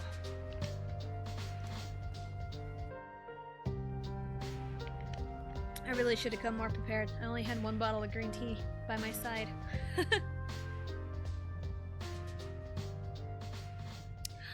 Oh, alright. Can you explain to me why the hell the princess of the Sonari Kingdom is in our fucking house? Jisung pounced on Mino with the question as soon as he returned downstairs. There is a lot to explain that even I don't know, Mino shot back. I get attacked by some dragon lady. Dragon lady tries to kill me. Jian shows up and saves my life, and I couldn't let her die like that. So you're harboring a princess? Jisung asked, no real intent to the question. Not on purpose, Mino replied in a defensive tone. News has been spreading around the village that the princess has gone missing. That would explain a lot of what you said lines up. Jisung pondered his thoughts out loud. Something doesn't sit right with me, though. Mino sat down at the kitchen table while Jisung sat down as well. The dragon lady said something about being close with Prince Kyungho, and that she knew I was Princess Jian's soulmate. But she attacked me knowing that. Isn't Princess Jian engaged to Prince Kyungho? Are you dropping it home? You can use it as an audiobook? Of course. But like, no, the VODs will still be here. The VODs will still be here, and they are uploaded to YouTube, Tessa Jane 18. But no worries, you have a great day. You have a great day, Lou. So yes, you have a great day. VODs will always be around, whether still on Twitch or on YouTube.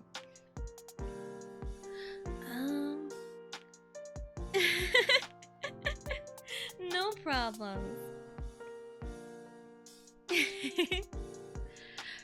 Something doesn't sit. Isn't cost change? Boom. Ooh, it's Princess Peach. Isn't Princess Jian engaged to Prince Kyungho? Jisung asked. Maybe it has something to do with that. Royalty usually have their soulmates on the side anyway. Why is this any different? Mino countered. Unless Princess Jian did something horrible. Part of me doubts that. Princess Peach! I love it. I love that. Part of me doubts that, Jisung replied. Maybe the reason Princess Jian is closed off is because of drama from the Cory Prince? Why would the Prince Kyungho want me dead? Mino asked. You're the soulmate of his fiancé. That's some tough competition, Jisung nonchalantly stated. Competition my ass. I never talked to her face to face until this morning, Mino bluntly replied. Plus, I'm just a simple bartender. What in the hell would I want to do with royal business? Jisung sighed as he leaned back in his chair. Some people believe in soulmates. Some people don't. But there's a reason they exist, he said while glancing at Mino. I've read somewhere that the attribute of your soulmate link is based off of the connection you two have. A small surge of dark energy flashed around Mino. What does that mean for this dumb power? He asked. Darkness, huh? Jisung muttered. His thoughts were racing as he tried to figure out an answer for Mino's question. His thoughts were interrupted when a wave of dark energy materialized into the kitchen. Mino and Jisung were stunned by the expert display of the power. Their attention turned to the staircase. Jian walked down the staircase wearing very loose casual attire with her hair still damp from washing it. It's called umbrokinesis, Jian explained. It's the power to manipulate darkness and shadow. She cast another wave of dark energy. The shadowy flow of energy danced around Mino and Jisung. It almost glowed with a faint purple light. It's typically associated with evil, fear, invisibility, cold, and even death, she calmly said as she waved her left hand effortlessly to control the darkness. Great, those are definitely words I want to hear about my powers. Mino rolled his eyes. Some of those descriptors aren't necessarily bad, Jian retorted. You shouldn't judge the power based off of others' perception of it. Mino and Jisung stared at Jian. Jisung smirked at Mino. Soulmates, he simply stated before getting up to leave the two alone. So, Jian? Mino started speaking after collecting his thoughts. What do you know about these powers? Jian seemed to relax as the soft tone of Mino's voice.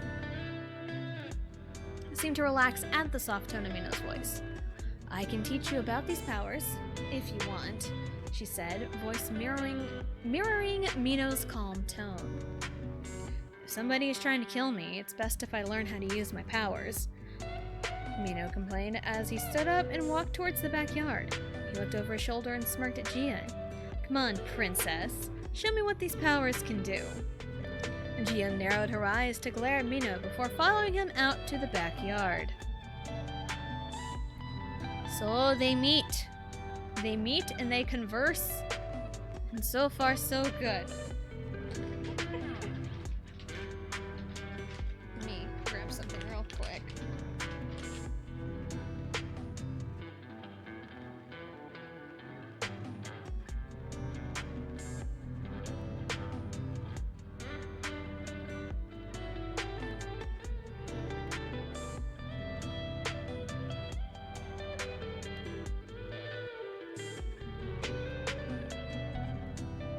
Oh, sorry. Had to blow my nose for a second.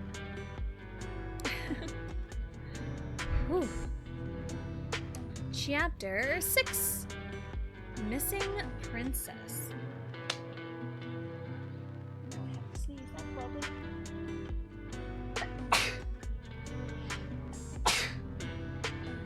Excuse me. Oh, goodness. You ever had to like blow your nose and then like immediately after you're just like sneezing like crazy? Hi, that's me. That happens a lot actually.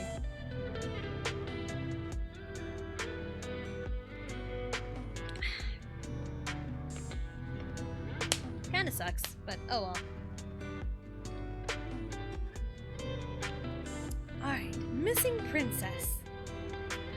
Where the hell is she? Several members of the royal staff ran through the castle. They scrambled to find any information and moved out of fear of what the queen could do to them. Ice started trickling through the hallways, making people scatter to do what they were told. Yuri stomped through the halls and met with Jiwon. I know you know where she is, she demanded, her ice seeping through her body. If I knew, don't you think she would be home by now? Jiwon argued. I know you were looking for her soulmate. She doesn't need to be worrying about that when there's a wedding to plan, Yuri shouted as she lightly shoved Jiwon. Have you ever stopped to consider what she wants? Jiwon stood his ground. I swear, something happened that made her cold towards everyone, and I'm hedging my bets you had something to do with it. I'm sorry if I'm interrupting something, but I might have an idea where Jian is. Jiwon and Yuri turned towards Kyung-oh, who had walked up to them. Kyung-oh, dear, please tell us. Yuri smiled and patted Kyung-oh's shoulder lovingly. She told me she was looking for her soulmate, and I might have an idea where to start looking, Kyung-oh replied. Yuri perked up upon hearing Kyung-oh's words. While Jiwon's expression remained unchanged. No use standing here, go find her! Yuri pushed Kyung-oh in the direction of the front of the castle.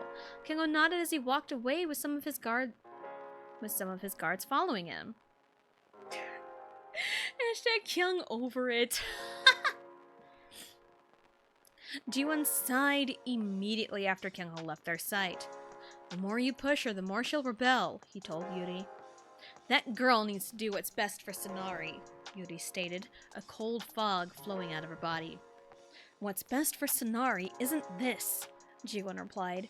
Don't think I am oblivious to your plans. Whatever you're planning to do with Jian, I will put a stop to it. Jiwon walked away while Yuri wore a scorned smile. A scorned smile, how would that look? I just thought that sounded cool. Mino panted as he plopped himself on the couch. Jian watched in amusement at his reaction to the small bit of training she put him through. That was only the basics. You're lucky you don't have to learn it on your own, Jian explained. She quickly examined her clothes and noticed they were a little tattered. She sighed as she dealt with the ill-fitting clothes. Mina looked over at Jian. He stood up and walked out of the room and up the stairs. Jian watched in irritation. Why did he leave the room without a word? Her thoughts were put to a halt when fresh clothes were tossed in her direction. If those don't fit, let me know, Mino said as he encouraged Jian to get changed. Jian left to go upstairs while Mino stayed back in the main room. A loud knock on the door pulled Mino out of his thoughts.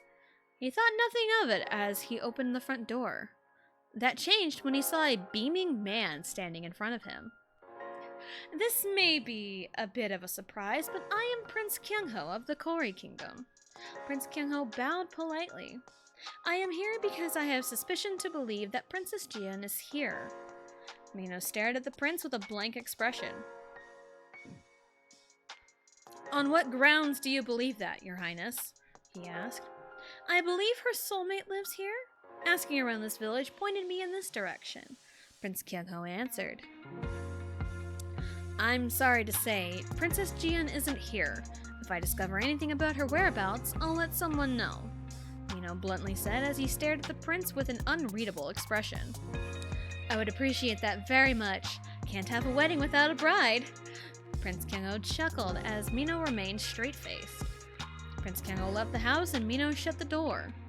He turned around to find Jian atop the staircase. Her expression was blank, but her body language said otherwise. Mino carefully walked up to her and gently took her hand. He led her to his bedroom and motioned for her to sit. No words were exchanged, but Jian felt a weird sense of security from Mino's actions. She sat down on the bed silently, pondering her thoughts. I don't know about you, but I don't trust anything he says. Mino spoke up before Jian had the chance. Jian looked at Mino. Her expression read a mix of confusion and relief. At least I'm not the only one, she muttered quietly. Mino heard the statement but chose not to reply. Instead, he roamed his room to gather himself close. You can do whatever you want. This house and this room are yours, he simply said before leaving the room. Jian felt a weight lift off her shoulders. She looked around the bedroom and took it all in. The room was simple. A dresser sat on the wall towards the foot of the bed. On the dresser, an assortment of photos sat atop the wood surface. The pictures were of Mino and, presumably, his friends. She recognized a few of them to be his housemates. So far, she learned her soulmate appeared to be a bit mean, but his actions proved his appearance to be wrong. There was still more to be uncovered, but at least she found him and was not completely rejected. She sat down on the bed and covered her face with her hands. She thought she was relieved until she felt tears on her hands. After a small attempt to quiet her sobs, she looked out the window. Mino was leaving the house to head into the village. More tears ran down her face. Why did this hurt? Everything would be fine, right? After a few minutes, a small knock on the door snapped Jian out of her thoughts. Princess Jian, it's Chen. Seungmin and I are about to cook supper. You can join us if you like. Chan's voice was heard from the other side of the door. I'll be down in a few minutes. Jian kept her voice calm as she replied. If you need anything, let us know, Chan said before his footsteps were heard walking away. Jian sighed as she prepared herself. Her right shoulder jolted in pain. She pushed the top of her dress slightly to look at her shoulder. She stared at the scar for a few minutes before pulling herself out of her daze. Now was not the time to wallow in self-pity. She was a princess, for crying out loud. She readjusted her dress and headed downstairs. Chan and Seungmin were serving themselves plates when Jian appeared in the kitchen. Chan smiled brightly while Seungmin kept a neutral expression. Please, sit. I'll fix your plate for you, Chan said while keeping his smile. Jian seemed taken aback by the gesture. Thank you, she simply replied as she found a spot at the table to sit. Princess Jian, Chen addressed as he set a plate of food in front of Jian. Please, just Jian is fine, Jian simply replied. Chen nodded with a smile. Jian, is there anything else we can do for you? Mino told us to make sure you have everything you need, he said as he fixed his own plate of food and sat down. There's nothing more for you to do for me. You've done more than enough by letting me stay here, Jian replied as she started eating her food. When are you going back to the castle? Seungmin asked, which received a glare from Chan. I don't plan on it soon, Jian simply replied. Now I suggest you eat your food too, unless you want to rope yourself in royal affairs. Seungmin quickly silenced himself and ate his own dish. The three ate in silence for a short time. Chen glanced at Jian every few moments. Her aura was not cold, but rather just plain distant. It reminded him of Minho. Jian looked up at Chen after she finished her meal. I want to take the time to thank you both, Jian spoke suddenly. Without you, Chan, I wouldn't have made it to Minho. And you, Seungmin, you were able to heal my wounds, and I will always be thankful for that. I am forever in your debt. Chan and Seungmin were baffled by her words. The general public said the princess was selfish, self-centered, ungrateful, and just plain evil. The way she spoke to the two proved otherwise. This was the moment Chan and Seungmin realized the power of soulmates. After a few moments of silence, Chan spoke up. We appreciate your gratitude. In return, can you answer a few questions for us? He asked carefully. Jian kept her expression neutral as she answered. I'll tell you anything you want to know. Whew.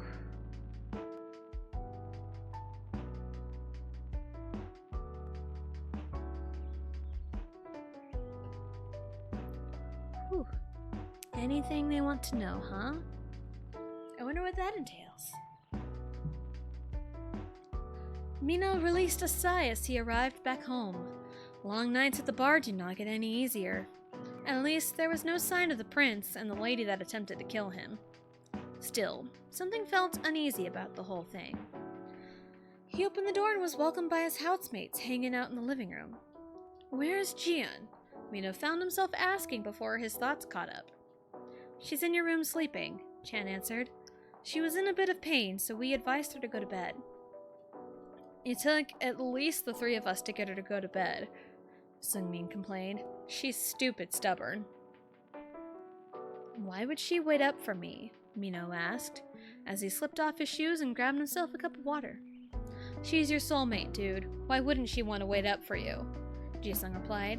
You need to get over yourself and start being nice to her. Please. Minho rolled his eyes as he sat on the couch. He sat in silence for a few moments. Everything was getting to him, so he spoke. Something feels off. Chan, Jisung, and Seungmin looked at Minho with a look of concern. What feels off? Chan asked, turning his full attention to Minho. The lady who tried to kill me said she was close with Prince Kyungho, and the prince also showed up today to ask about Jian. Something tells me something is going on between Prince Kyungho and Jian, and it's not good. Minho explained his thoughts. Maybe you should talk to her in the morning? Chan suggested. I doubt she'll tell me anything, Minho replied. You'd be surprised, Seungmin immediately responded. She told us quite a bit. I bet she'll tell you more. Minho whipped his head to look at Seungmin. What did she tell you? Much like our own princess, Prince Kyungho is not who he seems to be, Jisung answered. I figured that one out, genius, Minho glared at Jisung. The attacks on the villages nearby? That was actually the prince, Chan said clearly. Minho wore a look of confusion. That wasn't Jian? He asked, mainly to himself. She was trying to drive them away, but you know how rumors spread. Chan answered the question. Why would the prince attack our villages? Minho asked. Jian omitted that from her statements earlier. Seungmin sighed. If that's just surface level information, I bet she's got more to tell you. Mino processed every bit of information he was given. He stood up and made his way to his room. He quietly opened the door and found Jian laying in his bed sleeping. She appeared to be uncomfortable, tossing and turning every few seconds. He walked to the bedside and sat on the floor. He reached a hand to gently touch her arm. Jian's body relaxed upon the touch. Her eyes fluttered open and looked at Mino carefully. "Did I wake you?" Mino softly asked. Jian shook her head. "No, I couldn't sleep," she quietly replied. She sat up slowly and leaned on the headboard of the bed. "How was work?" Mino seemed surprised by the inquisition. "Work was fine, surprisingly, but that's not what I want to talk to you about," he replied, shifting his position so he was looking at her directly. "I take it you talk to your friends?" Jian softly said. Her expression turned to one of worry, even if the change was subtle. "They told me that the attacks on the villages were the prince's doing," Mino replied. "What else is there to tell me?" Jian took a deep breath. She noticed just being near Mino calmed her nerves. "With what happened last night, I think it's safe to say Kyungo wants you dead. Or at least out of the picture," she said calmly. "I take it it's got something to do with the fact that we're soulmates?" Mino simply replied. "He just wants me to focus on the wedding, and all that does is benefit him." Jian spoke her thoughts. "All he wants is control over both kingdoms, which is why he sends people to attack smaller villages. If the village met the income threshold, he would leave them alone." "So that explains the donations," Mino said, collecting his thoughts. "I wanted to save as many villages as I could," Jian replied. "Contrary to popular belief, I care about the people of Sonari. I just don't know how to stop Kyungo." Mino thought about her words carefully. He thought back to the lady that attacked him. She was a white dragon who wielded the power of light. Prince Kyungo also wielded the power of light. Were those two? Possibly. "So, Prince Kyungo needs to marry you to have control over the kingdom," Mino spoke his thoughts. "To do that without a guilty conscience, he needs me out of the picture. So he sends his soulmate to do the dirty work." You've seen them in human form, right? What do they look like?" Jian asked, shifting her position on the bed. She was very short, had this snark to her, and she had long blonde hair, Mino answered. "If I remember right, she said her name was Jun Soyeon." Jian's expression lit up upon hearing the name. "Jun Soyeon? As in Kyungo's assistant?" she asked. Mino nodded. "Think they're soulmates?" he asked. "Have to be," Jian muttered. "Maybe that's how we take down the prince," Mino stated. "We target Soyeon. I'm sure being his assistant, she's got a lot of info on their plans." Jian nodded along with the immense yawn. And I yawned too, wow. Mino noticed and urged her to lay down. Jian wanted to argue, but she could not find it in her voice to argue. Mino covered her up with the blankets. Jian slowly closed her eyes and fell into a slumber. Mino watched her carefully as he softly brushed her hair out of her face. "I still don't know much about you, but I want to help," Mino thought as he set up a spot on the floor to sleep. "Hello, Frost! Hello, welcome in. Hope you're having a good day." Oh, we are halfway. Because I said there were 11 chapters, and we are on chapter 7. Woo, let's go. Yay, but hope you're having a good day. We're going to take a short break because I need to refill my drink, and I also need to go to the bathroom really bad. So we're going to take a very short break. So take time to get up, stretch, go to the bathroom, grab a snack. Oh, that's not all. No. We're halfway. There's 11 chapters, and we're on chapter 7 right now. So, alright, we're just going to take a short break, and we'll be right back.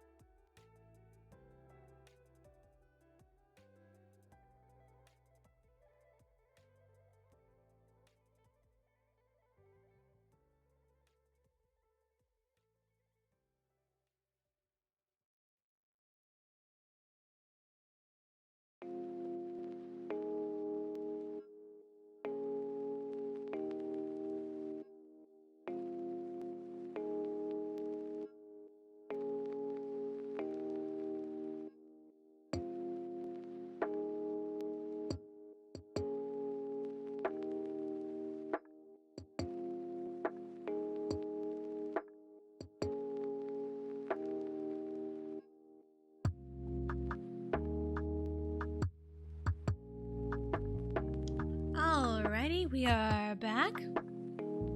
Why do we keep coming back to Sleepy? I don't know. It's fine. I also grabbed a little bit of candy because my kids made out like bandits yesterday for Halloween. Just from trick-or-treating on Main Street with all the businesses, and last night as well. So there's a bunch of candy in our house right now. It's crazy. But thank you, Alicia. Thank you. All right. Chapter 7, Unspoken Bonds. A calm, sunny morning painted the skies. Few people were out and about running their various errands. Jian and Mino were no different. The two walked down the streets through the village and Mino stretched. Why are we up so early? Mino asked while yawning. A few reasons, Jian simply replied. I'm sure the woman I need to talk to is around today. Who do we need to talk to? Mino asked, noticing Jian looking at a particular building. A friend of mine, Jian answered. All of my clothes are at home, and I really don't want to go back there right now, so my seamstress friend should help with that. What's wrong with the clothes you're borrowing? Mino blankly asked, earning a glare from Jian. She walked into a particular building unprompted as Mino followed her, until he noticed what building it was. It was the brothel he saw the other night. Why would Jian need to come here? A few moments later, Jian and an older woman walked out of the door. The two were chatting as if they were old friends.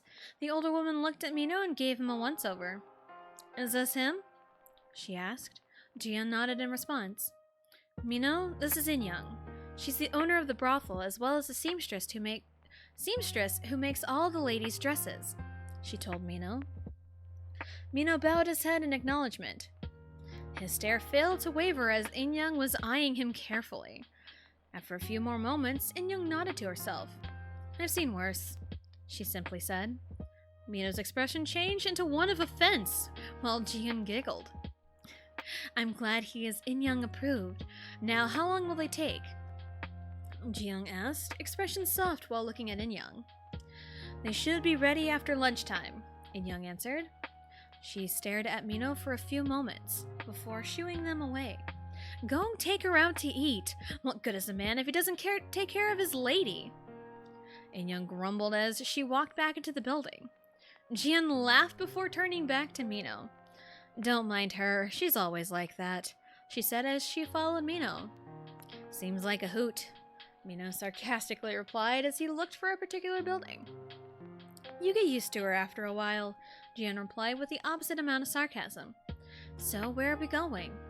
You ask too many questions, Mino said with a sigh. I've only asked one. Exactly, Mino chuckled. He continued walking down the street while Jian stood still in protest. She quickly caught up to Mino as they continued on their way. Mino walked towards a small building tucked away in a street corner. Jian carefully followed Mino inside the building. Felix, you here today? Mino called out. A young man with blonde hair and freckles painting his cheeks walked to the counter. Mino, that you? Good to see you again. Holy hell! Felix greeted but panicked the moment he saw Jian. Felix, can you scream any louder? Mino bluntly asked Felix as he sat down on a stool at the counter. Jian followed suit and sat down on the stool next to Mino. Why wouldn't I scream when you walk in with the Sonari princess? Felix responded as he slammed his palms on the counter. Yeah, I'll explain later. Can you get us some breakfast? I'm hungry. Mino waved off Felix while Jian giggled. Felix stared at the two before eventually turning back towards the kitchen. He reappeared 10 minutes later with 2 plates of hot food. Mino started eating immediately while Jian looked at the food carefully. If it's not to your liking, I can make something else, Felix said in a panic, grabbing the plate in front of Jian. A small bit of dark energy circled Jian and pushed Felix's hand away. The food is perfectly fine. No need to be paranoid about it, Jian calmly said as she started eating her food. Felix's face turned red with nervousness as he looked over at Mino. Stuffing his face, Mino shrugged and finished his bite to say, "Don't think too much of it," he told Felix as he returned to his food. Jian finished her food swiftly. Oh, costume change, thank you. Jian finished her food swiftly. She looked over at Felix, who was still in a mild panic over her presence. "Felix, right?" she asked calmly. "Yes, Your Highness," Felix responded politely but stiffly. "Have there been any soldiers of the Kori Kingdom around these parts?" Jian asked. Felix seemed taken aback by the question. He looked at Mino for some kind of confirmation. When Mino nodded, Felix answered the princess. "I haven't seen soldiers here, but there was this one woman who came in yesterday," he truthfully answered. "Did this woman happen to be short and with long blonde hair?" Jian asked more questions. Felix showed a look of surprise. "Yes, she came in and asked about you and Mino," she replied. "I told her I hadn't seen Mino at all, and that I never met the princess." "Good. Please keep it that way," Jian stated. "That woman is no good. Do not give her any information on us." "I got a bad vibe from her, so I will absolutely honor that request," Felix replied. "Would you like to know something I noticed about her?" Jian and Mino perked up upon the question. "Tell us, Felix. What did you see?" Mino asked, finishing up his own plate of food. "I noticed the woman held this book. It was open for a brief moment, and I saw the words, 'Become Empress,' before she closed it," Felix told Mino and Jian. "Why would Soyeon?" Mino muttered to himself. "It makes perfect sense," Jian simply replied. She looked up at Felix and smiled. "Thank you for breakfast. How can I repay you?" Felix frantically shook his head while Mino laughed in amusement. "Meals are on me today, Your Highness." He stumbled over his words. "If anything, let me know if there's anything I can do for you." "If there's any suspicious activity, please let me know." Jian bowed her head as she stood up and turned around.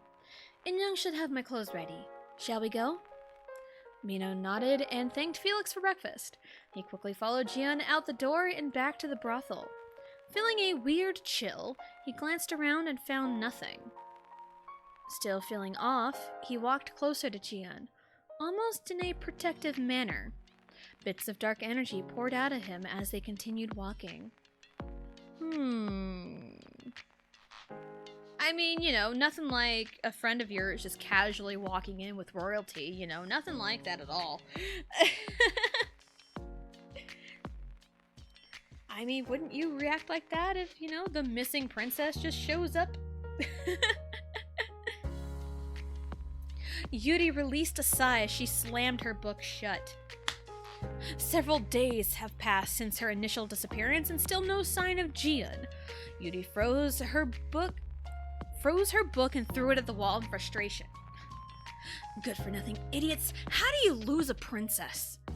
Soft knocks by the doorway snapped Yuri out of her thoughts. She motioned for the source of the knocks to enter her office. "Sorry to bother you, Your Majesty, but I found something on the whereabouts of your daughter," a female voice spoke up. "Ah, Lady Soyeon, please, have a seat," Yuri smiled. "What can you tell me about Jian?" Soyeon stepped in and sat down on one of the empty chairs. She pulled out a small book and opened it up. "First and foremost, she's found her soulmate. We could assume she's staying with him," she said after glancing at her book.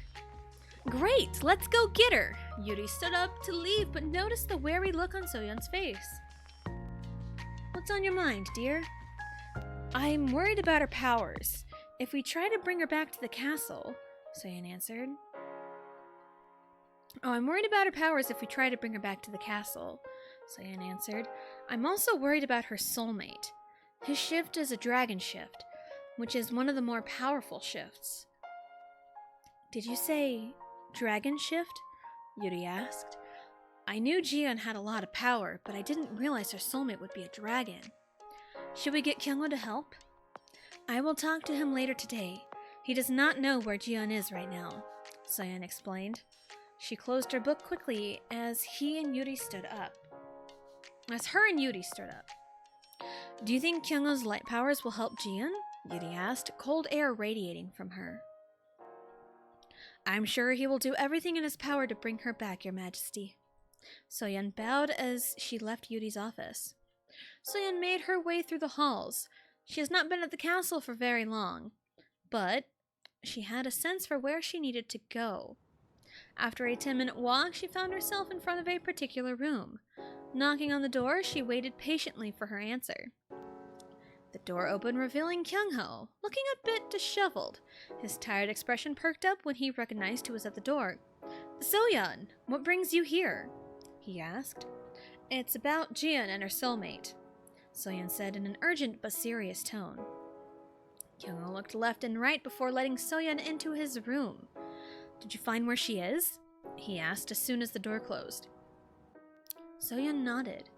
She's with her soulmate and presumably staying with him. He probably lied right to your face when you walked up to his door, she answered as she sat down on a couch and pulled out her book. Kyungho sat next to her and looked at the book. Soyeon stopped on a particular page and let Kyungho read the contents of the page. You think she's going to overthrow us? He asked carefully. She obviously doesn't want anything to do with you, so she's trying to stop us, Soyeon explained. Although her soulmate didn't want anything to do with her at first, but now it seems she's roped him into her schemes. He needs to go first. We can't let him help Jian. I think I know of a way to separate them, Kyungho said. But I think that might involve letting them be for a bit. Let them come to us. Then, when they come to us, we'll take out her soulmate and she'll have no choice but to follow along with us, Soyeon added, closing her book. That's the hope.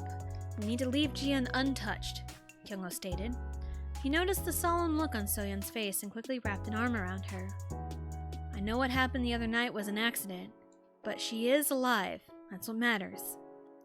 Soyeon nodded as Kyungho kissed her head. I'll be extra careful when looking after her, she said, mostly to herself. Our plan will come to fruition. I have faith that once we make this an empire, we will be its rightful rulers. Kyungho smiled as he squeezed Soyeon's shoulder.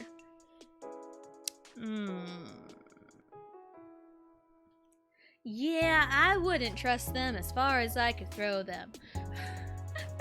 And I probably couldn't throw them very far.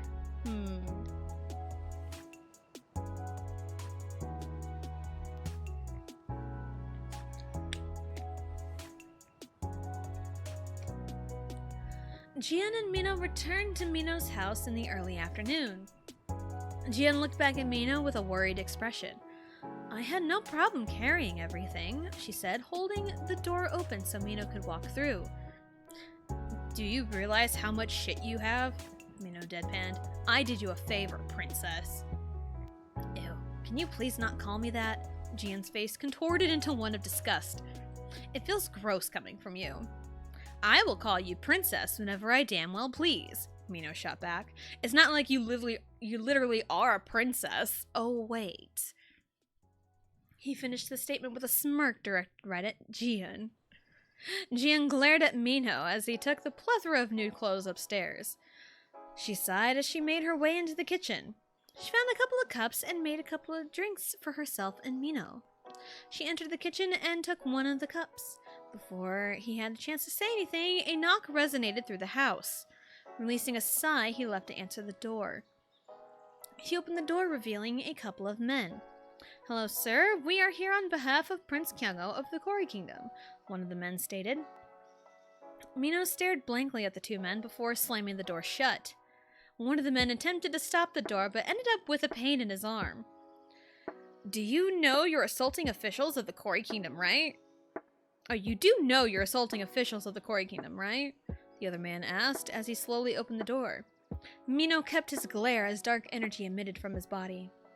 You do realize I don't care, right? He asked back.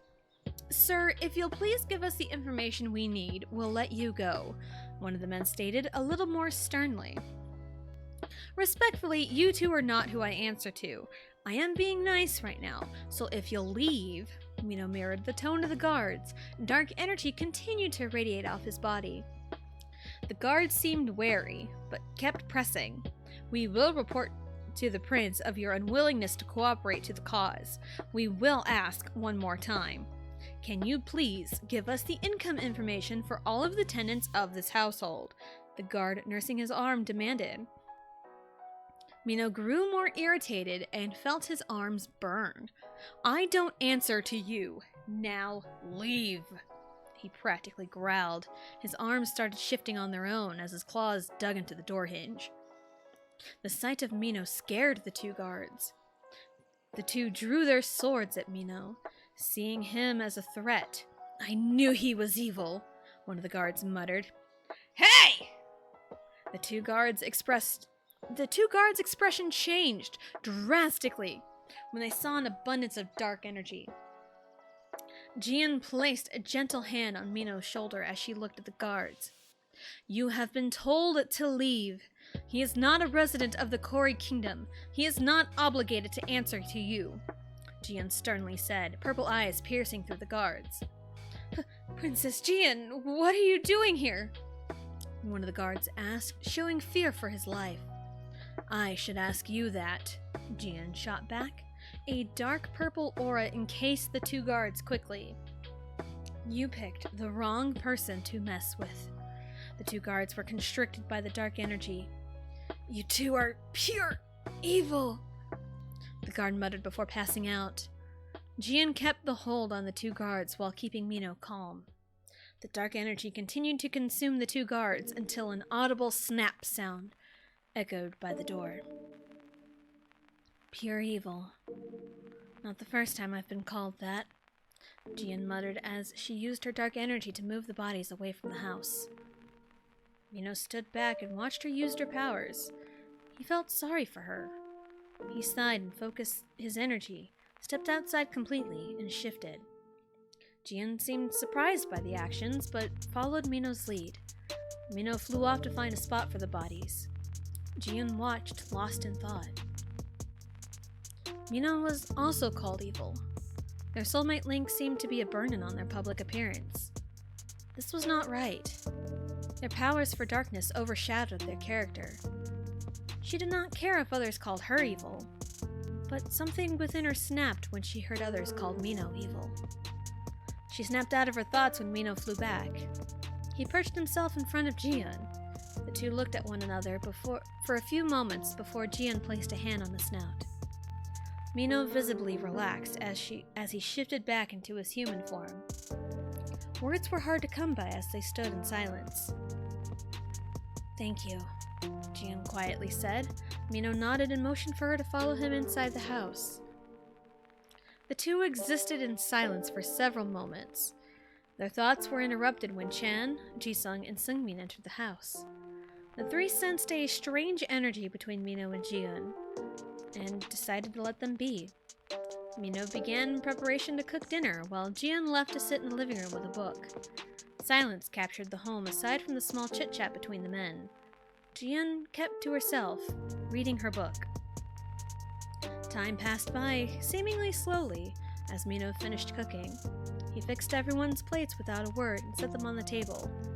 The three other men sat at the table and happily ate while Jian kept herself secluded. Mino walked up to Jian with a plate of food. You don't have to sit at the table, but you should eat, Mino calmly said before walking back to the dinner table. Jian looked at the plate of food. After she put her book away, she began to slowly eat her food as her thoughts took over her mind. She was so deep in her thoughts that she did not realize she had already finished her meal. Releasing a sigh, she stood up to put her plate away and headed upstairs. Chan, Jisung, and Seungmin looked at Mino with worried expressions. Mino released a sigh and stood up. He walked upstairs and immediately went to the bathroom. He began drawing a warm bath. After several minutes, the bath was ready. Mino walked into his bedroom and found Jian sitting on the bed with a sad expression. Bath. Now. Jian snapped her head in Mino's direction. Her expression was a mix of confusion and anger. Did he really need to be using Did he really need to use a demanding tone? But he also prepared a bath. What? Without questioning it, Jian stood up and walked to the bathroom and closed the door behind her. Mino headed back downstairs once she was in the bathroom. Hashtag everyone deserves a bath. Yes, they do. Hashtag bath time, best time. Yes. He ignored the stares from his housemates as he sat to continue his meal. If anybody needs to shit, they can shit outside, Mino bluntly stated as he carried on with his meal. But isn't our bathroom for everyone? Ji-sung? I didn't stutter. Ji-sung visibly shrunk under Mino's glare. Chan and Sungmi decided not to question Mino's statements. The four ate in silence for the next 10 minutes. Mino started to clean up the kitchen. The other three thought it was odd. Chan walked up to Mino and quietly took the plates from him. No words were exchanged. Mino tried to clean up elsewhere, but Ji-sung took over the cleaning. Before Mino had a chance to take over another chore, Seungmin physically turned Mino around and lightly shoved him towards the stairs. Mino's shoulders dropped as he walked up the stairs. He found himself in front of the bathroom door. Should he knock? Should he ask if she even wants him at the moment? Shoving the questions away in his mind, Mino opened the door and quickly closed it behind him. Jian jumped from her spot in the bathtub and attempted to cover up. Can you at least knock first? She scolded as she turned away from Mino. Sorry, Mino calmly said as he sat down next to the bathtub, back towards Jian. He glanced over his shoulder and noticed Jian's long hair hanging off the edge of the tub. He reached over towards a drawer and pulled out a big hair clip. Without words, he gathered Jian's hair, twisted it, and clipped it together so it would not hang over the tub. With the hair tied up, the scar on Jian's shoulder was clearly visible. He turned back around and leaned on the bathtub. Hashtag no sexy time! Hey, not yet. Wait, oops. I think everyone... Yes, you're very welcome. I got you. I got you, Beats. Also, hello, hello. Welcome in. Hope you're having a good day. And costume change. Ooh, we got the Yoshi. We got the Yoshi doll. With her hair tied up, the scar on Jian's shoulder was clearly visible. He turned back around and leaned on the bathtub. Thank you, Jian quietly said. The sound of water rippling around quietly filled the room. I should thank you for your help earlier, Mino replied. I take it that wasn't your first time killing guys like that? Jian shook her head and answered, Unfortunately, no. That can't be easy to deal with, Mino thought out loud. When the prince has his eyes set on my home country and will do anything to get it, it forces my hand and makes me look worse than I already am. Jian spoke, bringing her knees to her chest. None of this is your fault, Mino calmly said. After a moment of silence, he spoke more. I'm sorry that I thought of you so poorly. Apology accepted, Jian quietly replied. She thought to herself for a moment, then spoke her own thoughts. I have a question for you. Is it normal for people to call you evil? To repeat your words from a second ago, unfortunately, no, Mino answered.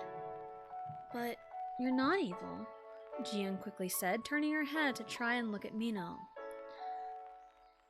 I don't conform to everyone else's terms of what should be appropriate behavior, so everyone labels me as evil, so they don't have to deal with me, Mino explained. I almost preferred it that way. You shouldn't have to. Jian turned back to facing the wall. Nobody should have to endure such awful words because of their behavior is not deemed normal to them. I've only known you for a few days, and I can already tell those people are wrong. You're anything but evil. I appreciate your words, Jian, Mino replied, almost sadly. I don't care what the people think. What matters is the people that do see me for me. At least you have that, Jian sadly smiled. I'm sure you have people that don't see you as an evil monster, Mino suggested. 2 people, Jian quickly answered. My father and my closest maid. Other than those two, everyone else at the castle has turned against me.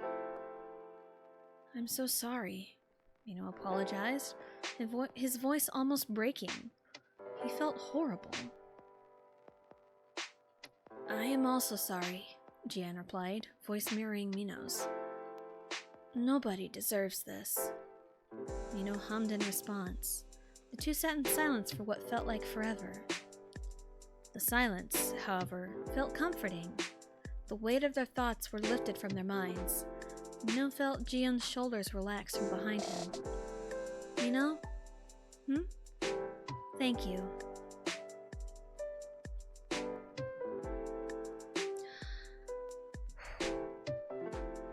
Oh, that was deep. That was very deep. But also, if anyone remembers in Discord when I mentioned I typed bathtub as bathroom, yeah, that was the chapter I was writing. I'm gonna eat a candy real quick. I'm eating a Starburst.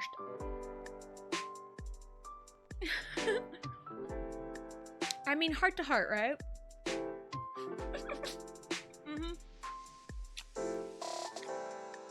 That was the chapter I was working on when I typed bathtub as bathroom.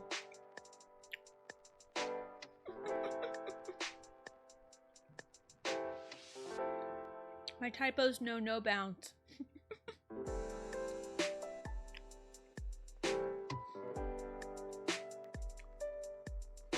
Even evil entities have hearts. But they're not evil? They just have darkness powers.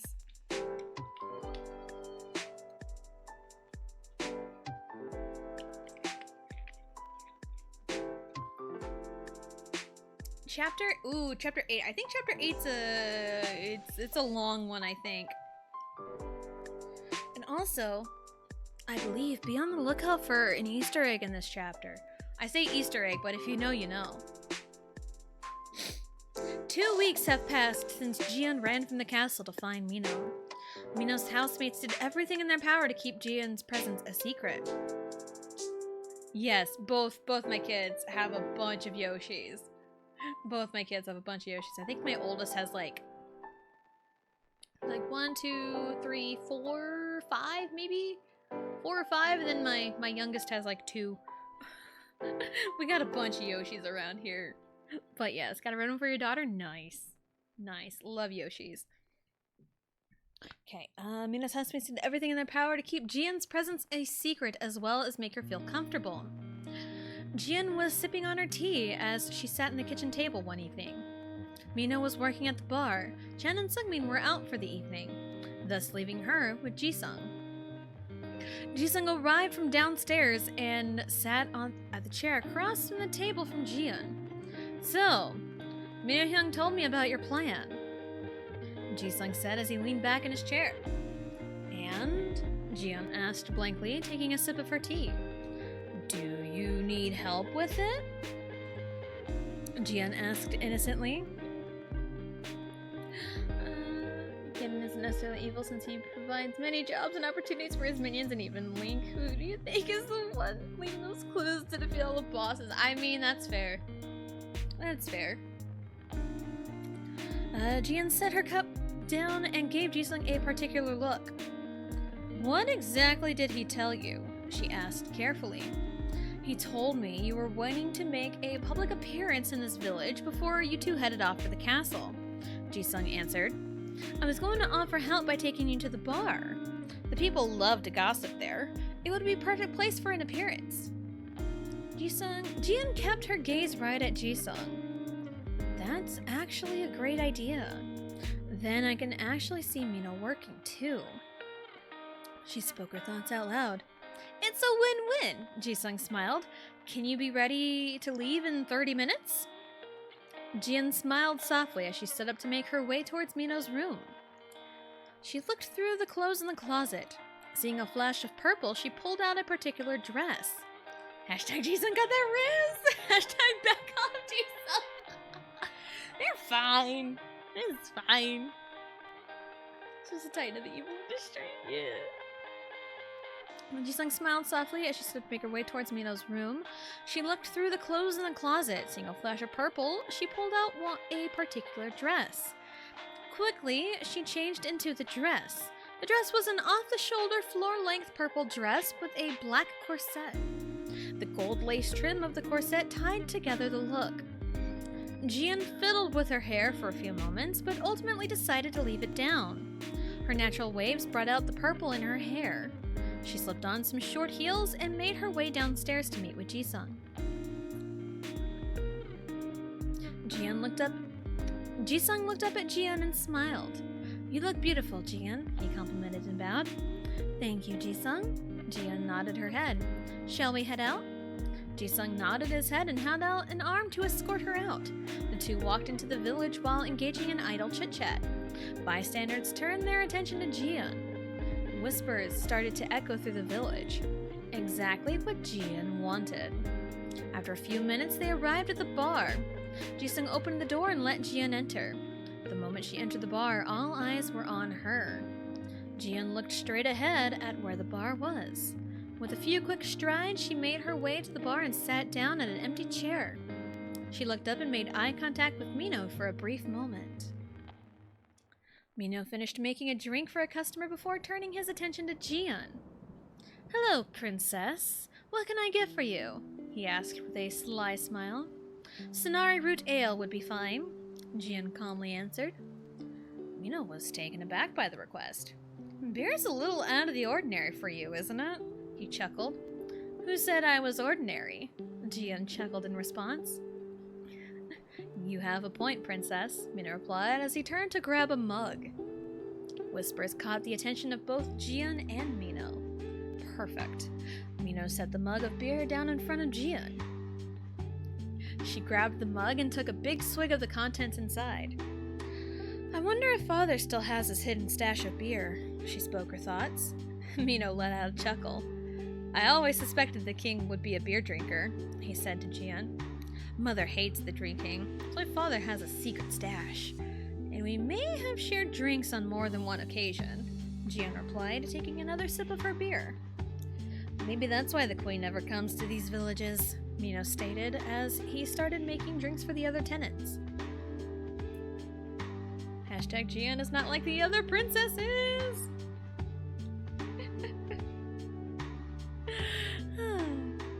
Jian watched Mino effortlessly do his job.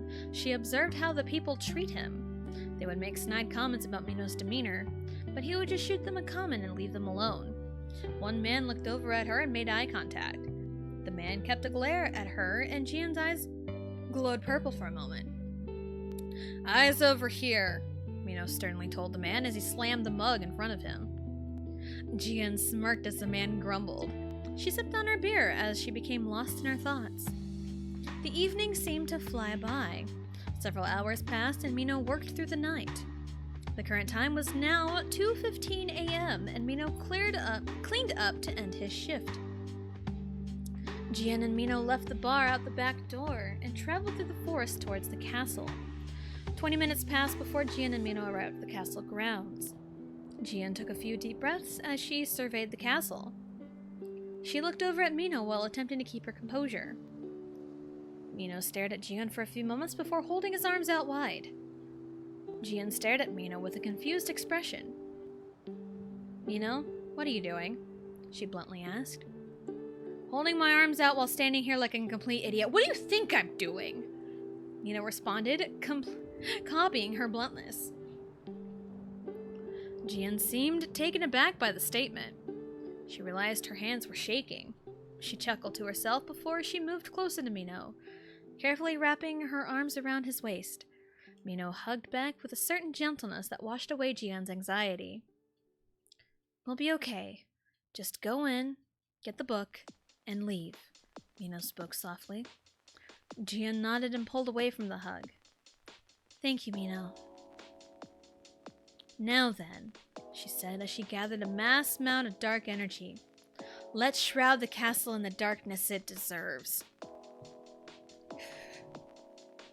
Are we the villains? No? No? Question mark? An existential crisis. Alicia, are you okay? Mino smirked as he shifted into his dragon form. While in dragon form, his powers are amplified. With the combined efforts of Jian and Dragon Mino, the castle became covered with black and purple shadows. Jian looked up at Mino and smiled softly. With a subtle nod to one another, Mino bent down and Jian climbed on his back. Mino flew off to one of the towers towards the east. Mino found a window and flew close enough for Jian to jump through. Jian landed carefully and looked back through the window. She gave a small wave before turning to the castle. Thanks to a perk from her Umbrakinesis, her vision is keen in the dark. She recognized herself to be in a storage room. If she needs to find the living quarters, she would need to walk quietly. She would need to walk quite the distance. Oh my god, I can read, guys. If she needs to find the living quarters, she would need to walk quite the distance. Taking a deep breath, she walked out of the storage room and into the dark hallways of the castle. Jian ran through the hallways, quickly but quietly. Luckily, hardly anyone was out in the middle of the night. She carefully created shadows to hide herself in case a few rogue guards spotted her. After several minutes, she found a familiar hallway of bedrooms. Turning to her right, she walked down to a familiar room. Quietly, she opened the door and found the residents of the room fast asleep on the bed. Quickly scanning the room, she found the item she was looking for and used her powers to create a tangible shadow. She moved the shadows to pick up a beige-colored book. The sound of rustling from the bed snapped Jian out of her concentration. She fumbled the book, and the noise startled the inhabitants of the room awake. "Shit," Jian whispered as she quickly grabbed the book with her shadow. "Hey!" a male voice shouted as Jian grabbed the book and ran. Jian ran back down the hall and turned right, heading further down the original hallway. She wanted to find a familiar room to maybe mitigate the danger she stumbled into. She saw a flash of light from behind her and quickly covered herself with a shadow. "Jian, I know it's you! I just want to talk!" Kyungho's voice ran through the halls. "Who in your right mind said I want to talk to you?" Jian angrily spat as she ran down the halls. She used her shadows to hide the direction she was running. She catches a glimpse of light moving towards the opposite hallway. She climbed up the staircase and found herself in front of a huge door. She knocked 9 times in a special cadence, almost like a song, and quickly ran to a familiar safe haven. A quick 2-minute run led her to the garden. Flowers bloomed during the time she was away. After a few short moments, someone ran into the garden. "What's the emergency?" Jian turned to look at her father, who appeared to be extremely disheveled. Ji-won wore a simple sleep shirt with a pair of light blue boxers with orange fish scattered on them. "Father, could you have at least put some pants on?" Jian asked with a disgusted tone.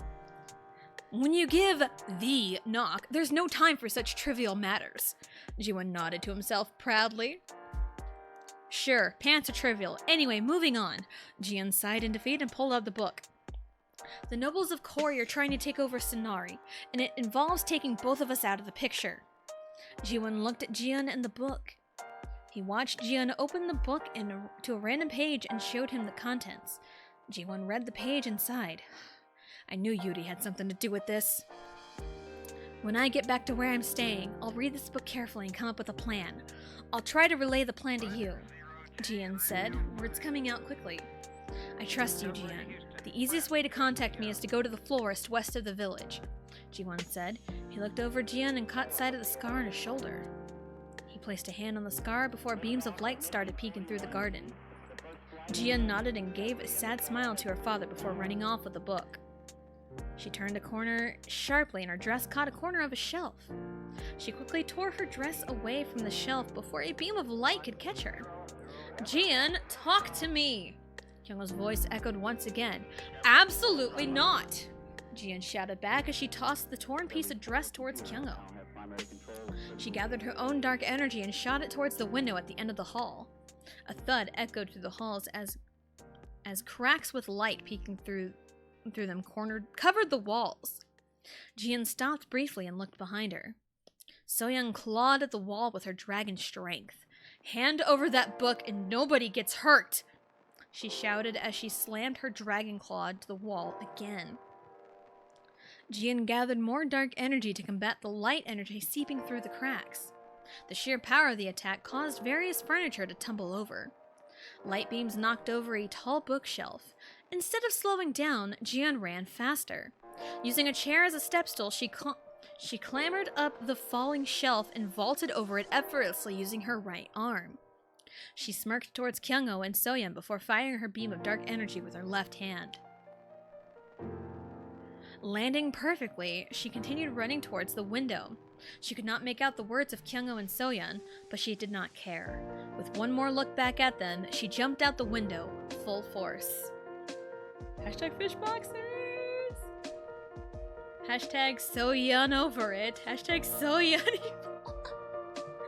Yes.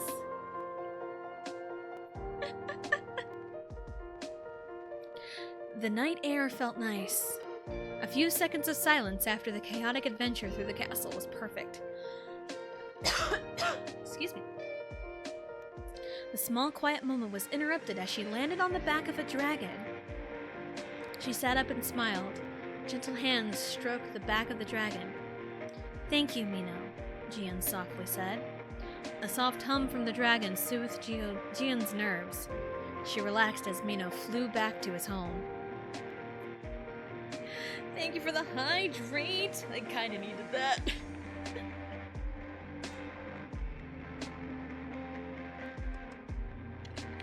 And the costume change.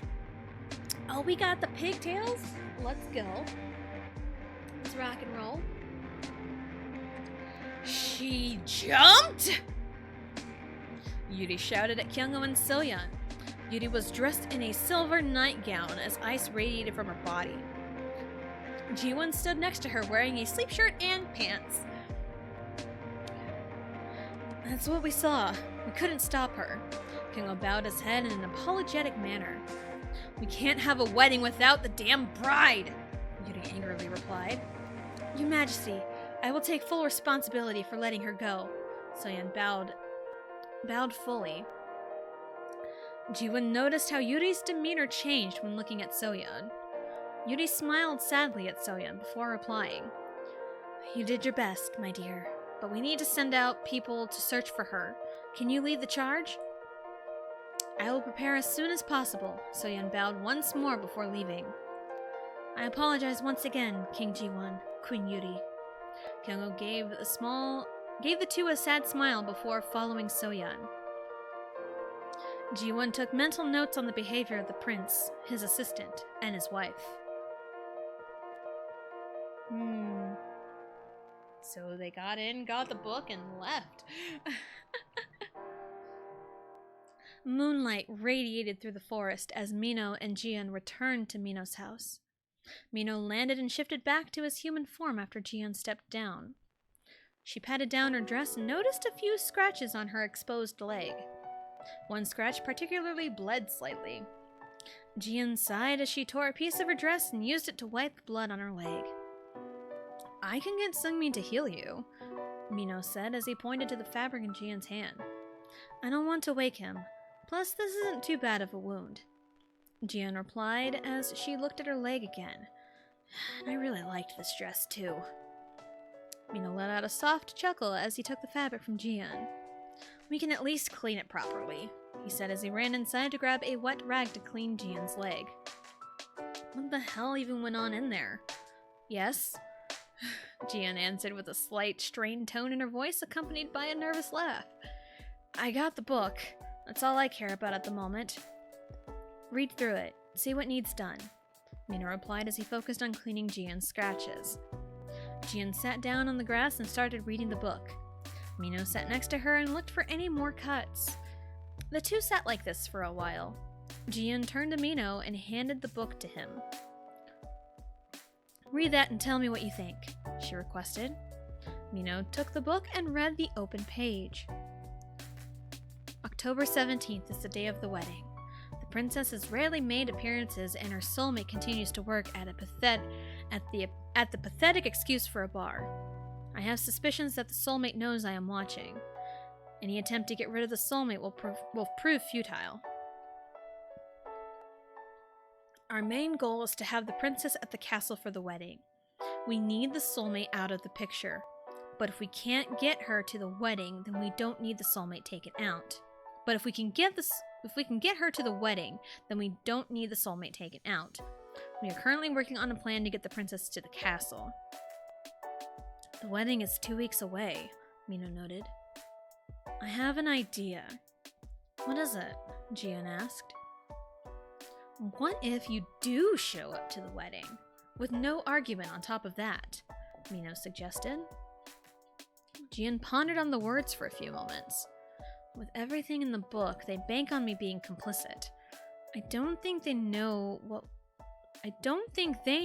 that we know what their goal is. She spoke her thoughts. Mino nodded as he turned the page and found something concerning. I mean, the ultimate goal is this. He pointed to the page and showed Jian. I will become Empress. Even if I have to kill, I will accomplish my goal. They really are soulmates, huh? Jian commented. 5 years ago, I heard my mother and Kyungo plotting against me and my father for more power. Was that when your soulmate link awakened? Mino asked as he studied Jian's expression. You would be correct, Jian answered. That was when the rumors started about myself and people never let up. Mino looked away from Jian for a moment. Again, I'm sorry for contributing to that. You didn't deserve it. He calmly apologized as he stood up, held a hand out to Jian, who took it without hesitation. And I've told you before, you have nothing to worry about. You faced a similar negative perception of yourself. Just you giving me the time of day is more than enough. Jian showed a small smile. She slowly turned to head inside the house. She walked 2 steps before she felt Mino grab her wrist and swiftly turned her around. Her thoughts were interrupted when Mino confidently kissed her. The kiss lasted a few moments before Mino pulled away. He smirked to himself before gently pushing Jian aside so he can enter the house first. Jian stared at Mino with a confused, yet amused expression. She chuckled to herself before following Mino inside.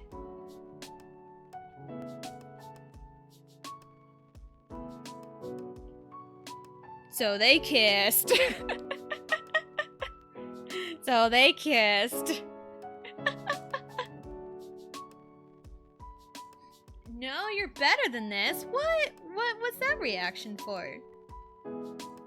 I'm better than this. What's this?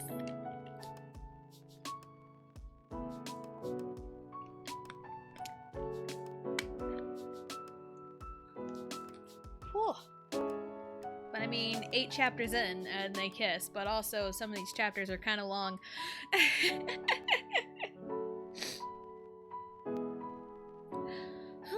Chapter 9, Letter of Preparation. Mino sat outside in the cool morning air. He worked on his stretches as Chan walked out to join him. Mino looked up at him with a blank expression before turning back to focus on his stretches. What's up with you this morning? Chan asked with a chuckle. Training, Mino simply answered as he switched positions. What do you need to train? You seem to have a good grip on your powers. Chan seemed surprised by the answer. You could be better. Plus, that one dragon lady can shift individual parts of her body. Maybe I can do that too. I meant the Empress shouldn't be killing. No, I mean, in the book, she wants to become Empress. She wants to become Empress. She's not Empress yet. But I mean, that's to show, you know. Anyway. could be better. Plus, that one dragon lady can shift individual parts of her body. Maybe I can do that too, Mino replied. He stood up and loosened up a little. Chan nodded in understanding, and decided to stick around and help Mino. The two worked on their respective powers. Chan used his wind powers and controlled the falling leaves while Mino worked on shifting his hands. They were silent in their training, but the silence was comfortable. After a while, a cat with a book in its mouth ran up to the two. Mino noticed the cat and stopped what he was doing and checked on it. "What do you have?" he asked as he took the book from its mouth. He sat down on the ground and opened the book.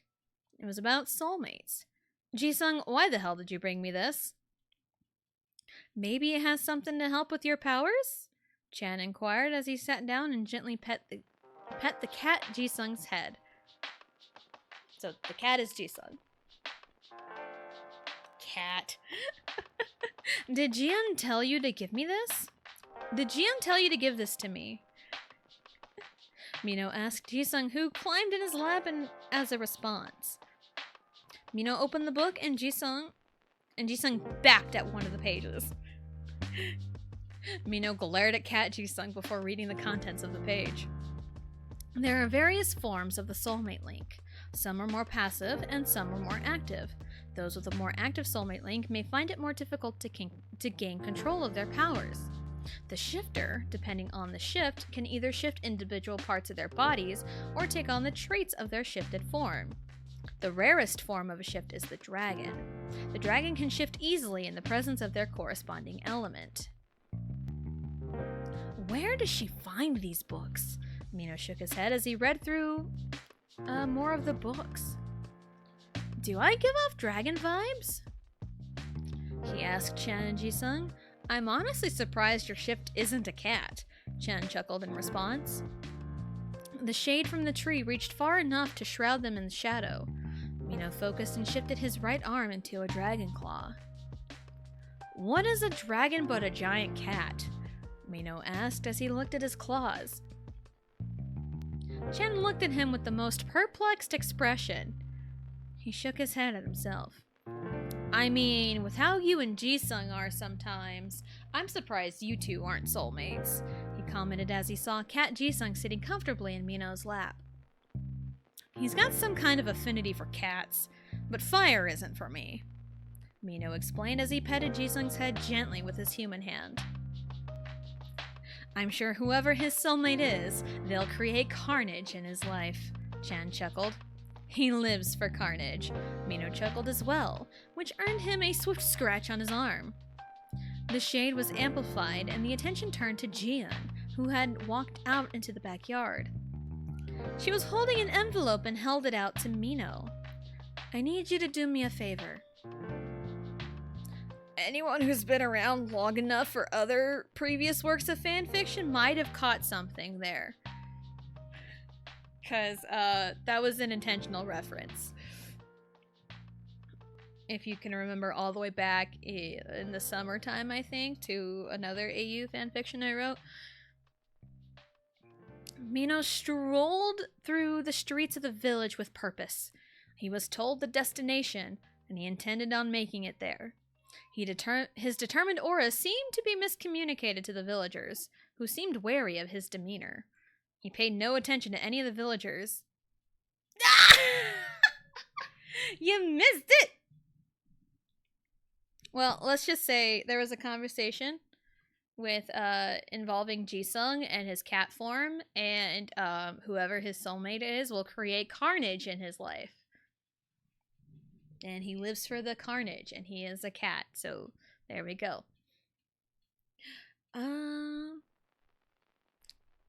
Let's see. Alright, he paid no attention to any of the villagers on his walk.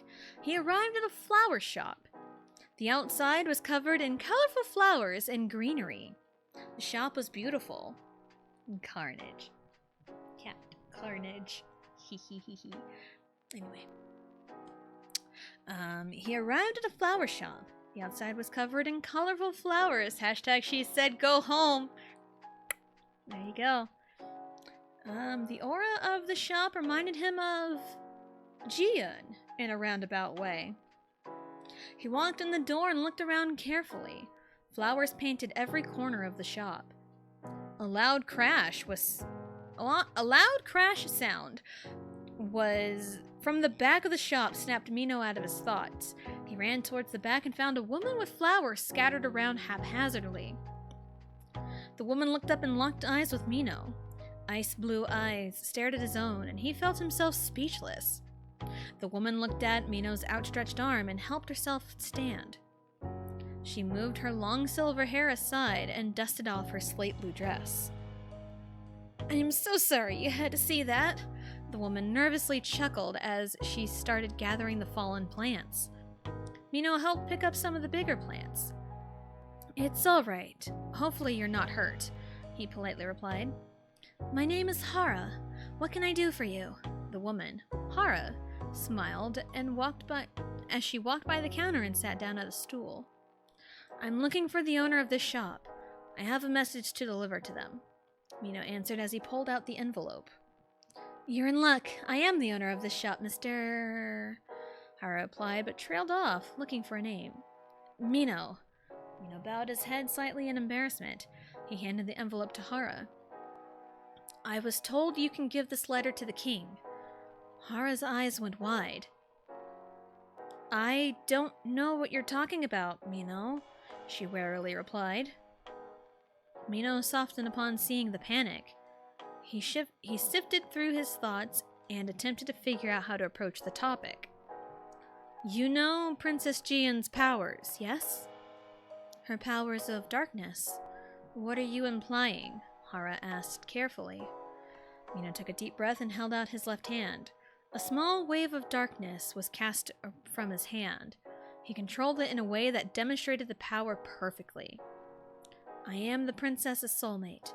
My powers align with hers. Jian was the one who wanted me to deliver this letter to her father. She was told you will be able to do so." Hara watched the demonstration carefully.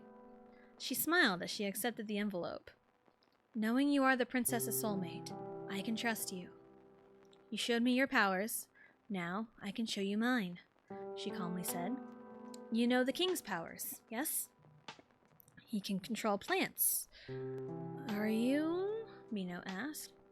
Hara cast a beautiful silver light and grew a vast array of flowers. As she was growing the flowers, silver translucent wings grew out of her back. Her demonstration was beautiful, and Mino understood completely what he was shown. "Just as you are Princess Jian's soulmate, I am King Jiwon's soulmate. He makes fairly regular visits to my shop. I will make sure he receives this letter."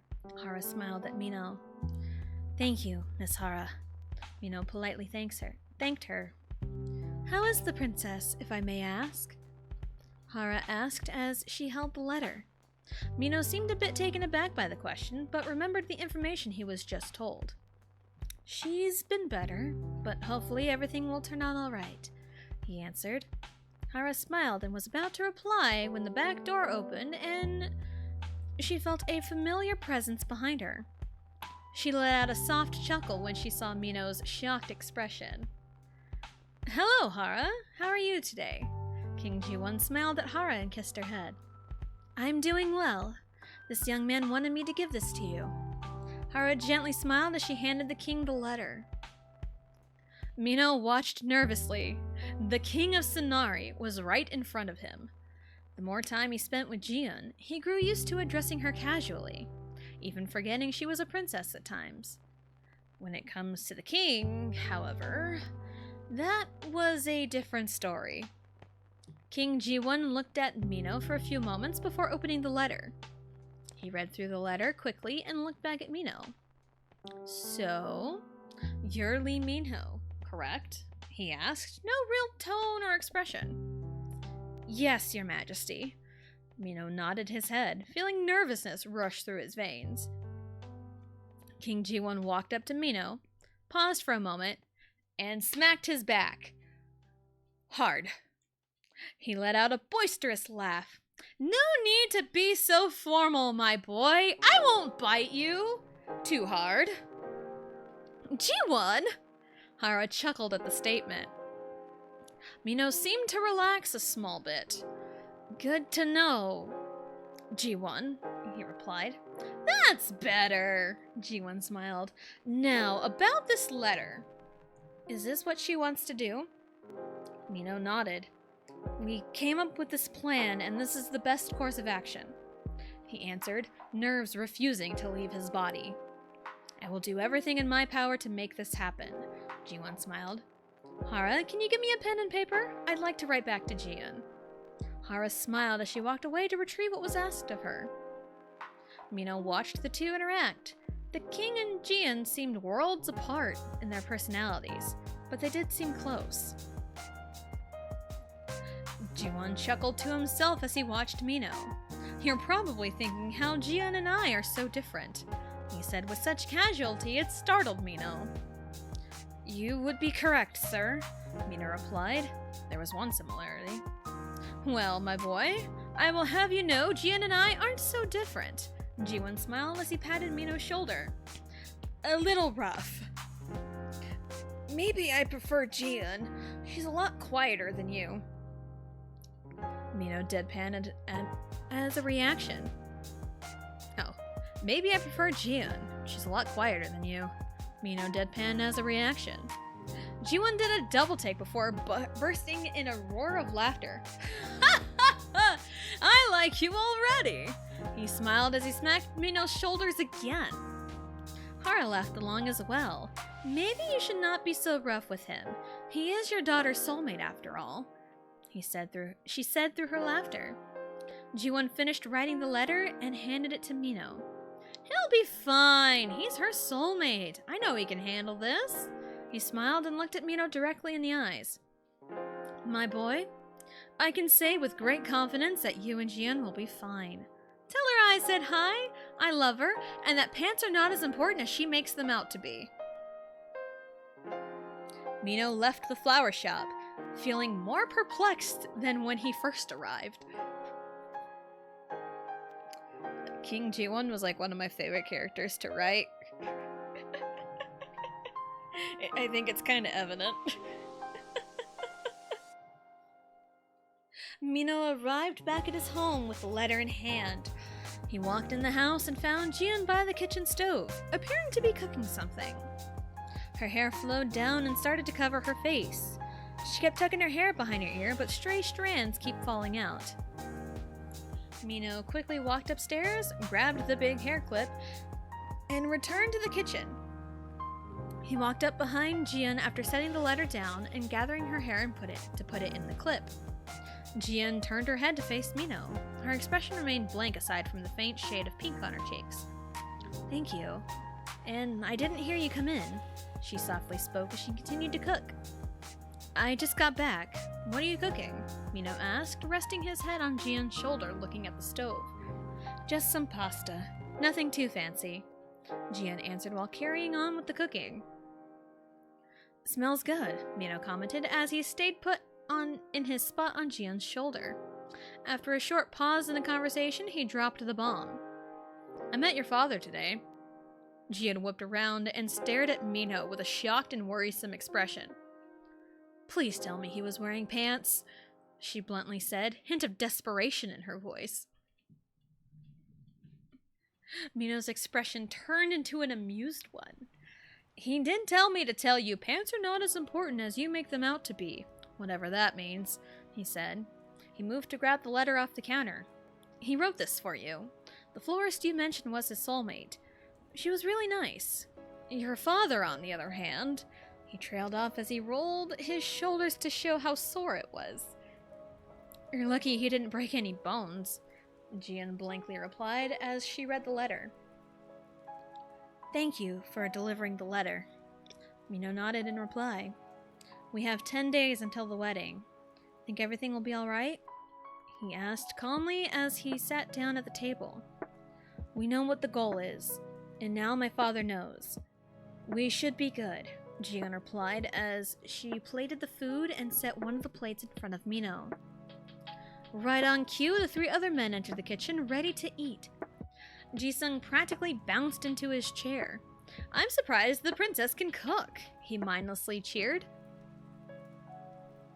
Mino glared at him while Chan and Seungmin facepalmed. Jian stared at Jisung blankly. I'm a princess, not helpless, she replied as she set Jisung's plate down a bit roughly. Jisung nervously chuckled with Jian's response. Hashtag Jian is not like the other princesses. The five of them ate their meal in a peaceful silence. After a few moments, Chan looked at Jian. So, Jian, what's going to happen after this is over? He asked carefully. Jian set her utensils down and thought to herself for a moment. She enjoyed her time away from the castle, but she was still Sonari's princess. She struggled to find the words to answer the question. Luckily, Mino jumped in and answered. We'll cross that bridge when we get there. She's not going away for good, so don't worry about that. Chan seemed to visibly relax hearing the response.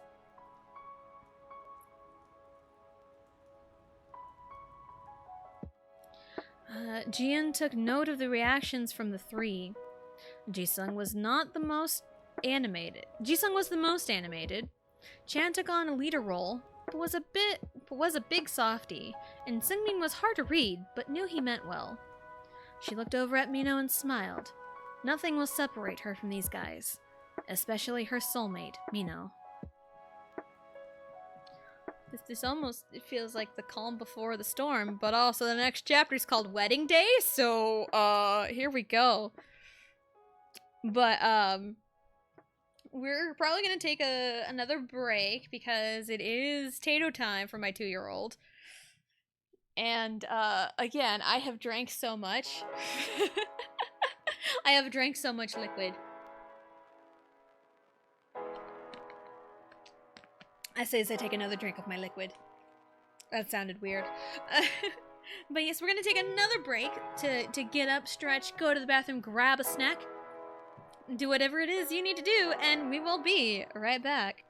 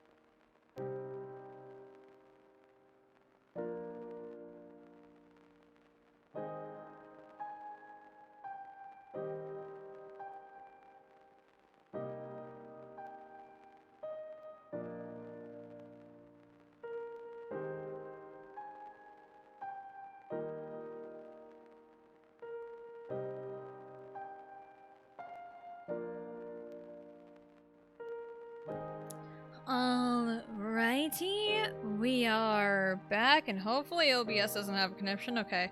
Because it about did when I, swapped to, my BRB screen, and it's like, oh no, are you gonna crash on me? Hopefully it does not. Maybe that'll fix it. I don't know. Anyway. Alright. So we've got... This is chapter 10 out of 11. Which means we got 2 chapters left. I just know chapter 10 is a big one. So... Alright, let's get settled back in. No crash. Good. It just kind of chugged on me. I'm like, oh god. Oh, please work. Anyway. My hair is caught on my clothes, and that's not great. I am wearing my fish boxer shirt today, which, you know, fitting. Alright. Chapter 10. Wedding Day. October 17th, the day of the wedding. The day flew by for all parties involved. Many gathered at the castle for the big day. They were promised an extravagant wedding between the Kori Kingdom's prince and the Sonari Kingdom's princess. Many palace workers ran around the castle chaotically to make sure the wedding will go off without a hitch. Yuri bit her nails as she watched her maids run around. She strutted around in her big flowing silver and light blue dress in a dire attempt to calm herself down. Jiwon walked up to Yuri and placed a comforting hand on her shoulder. He wore a purple jacket with long coattails with gold accents, white pants, and black boots. "You said Jiwon would be here," Yuri snapped at Jiwon.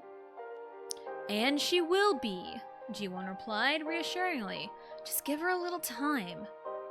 "Like a little time is necessary after she jumped from a window," Yuri growled angrily.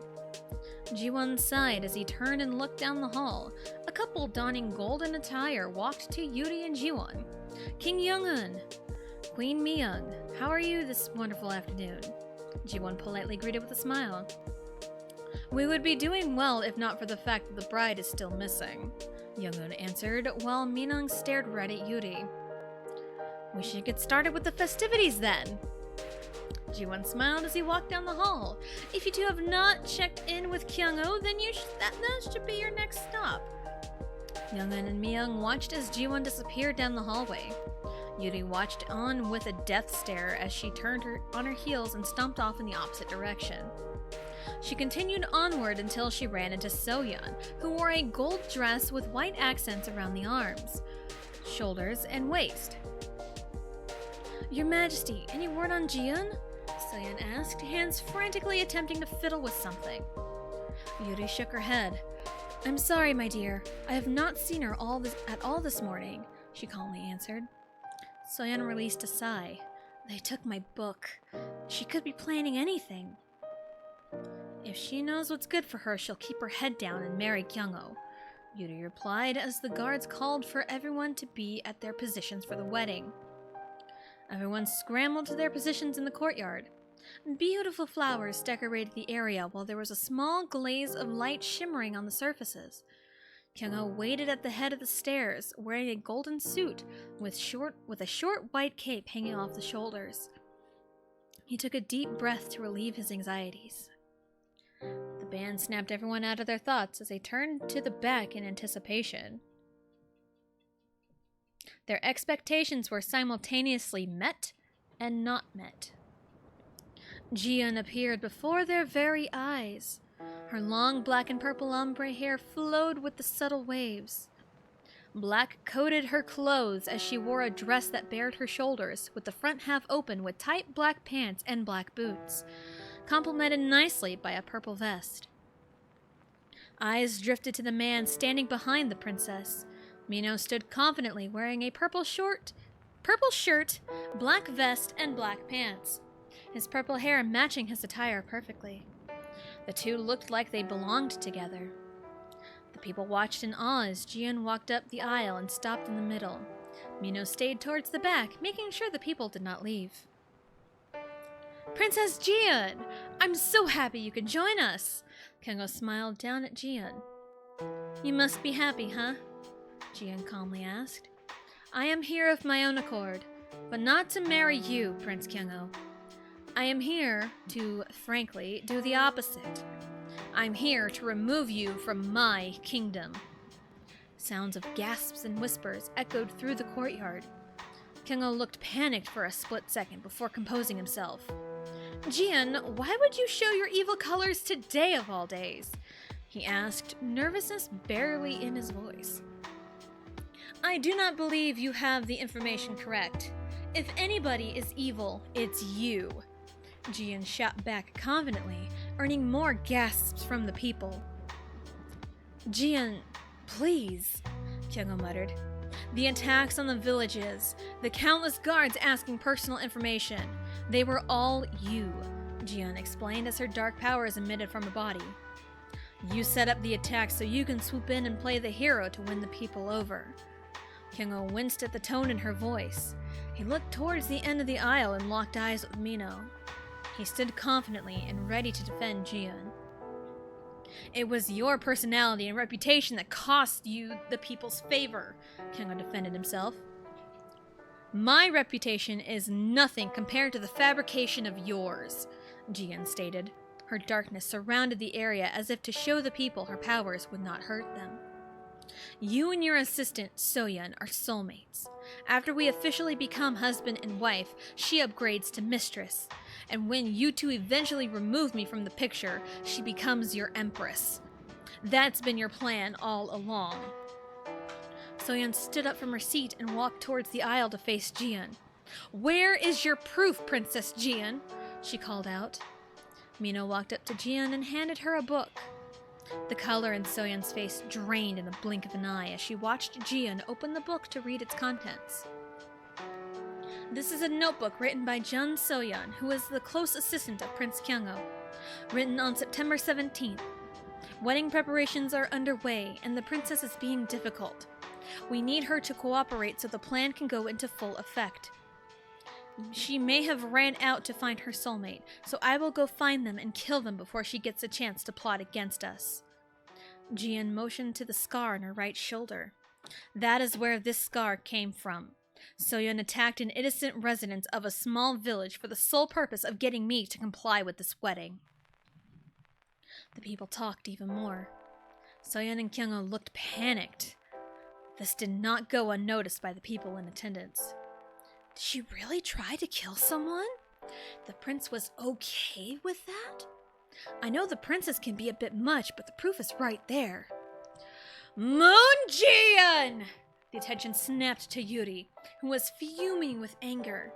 Without another word, she cast a powerful ice spell.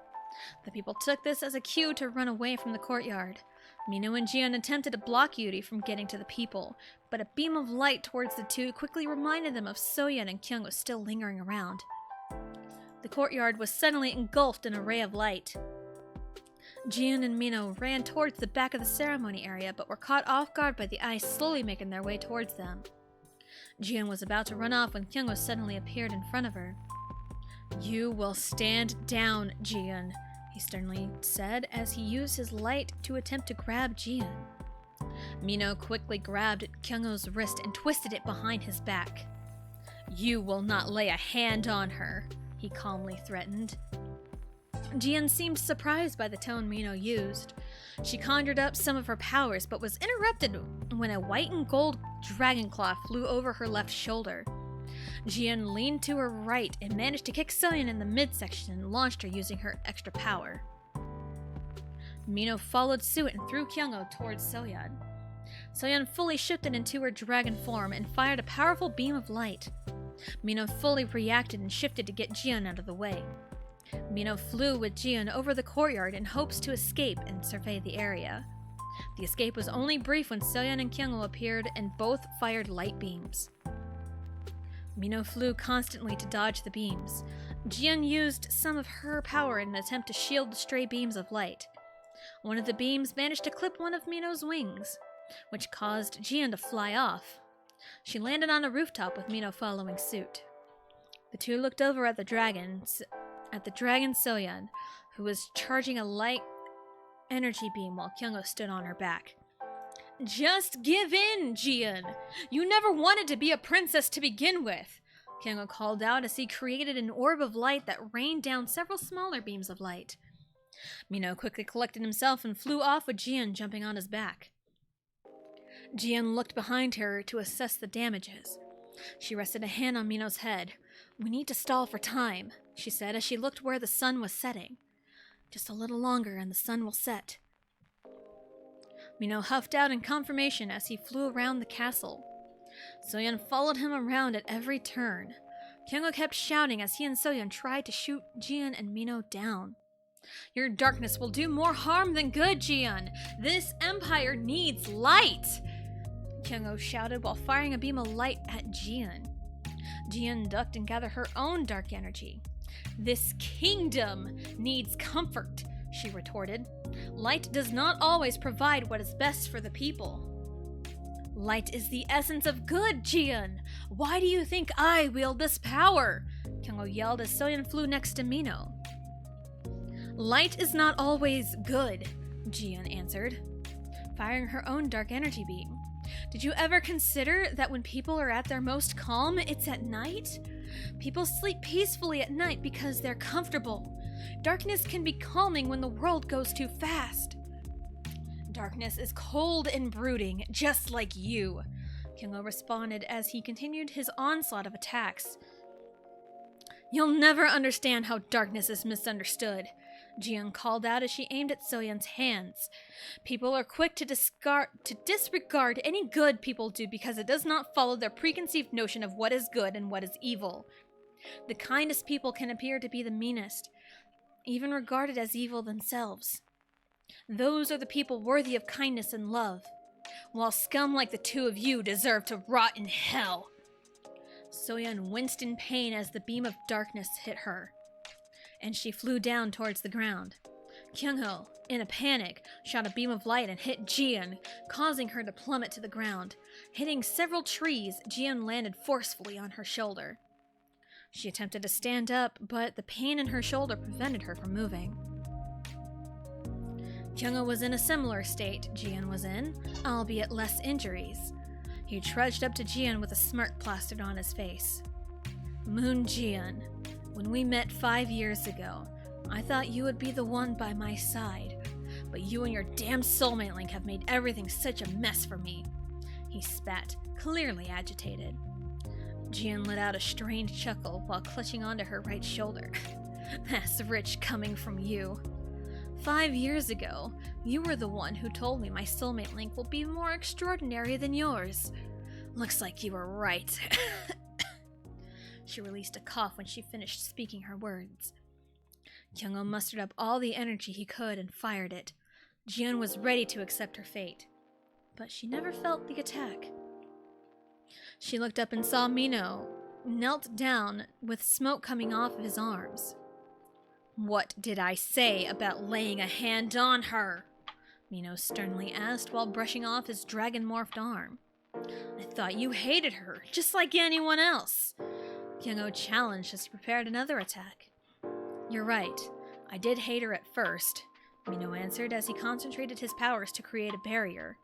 "But that doesn't mean I can't help her now." A large blast of dark energy engulfed the immediate area.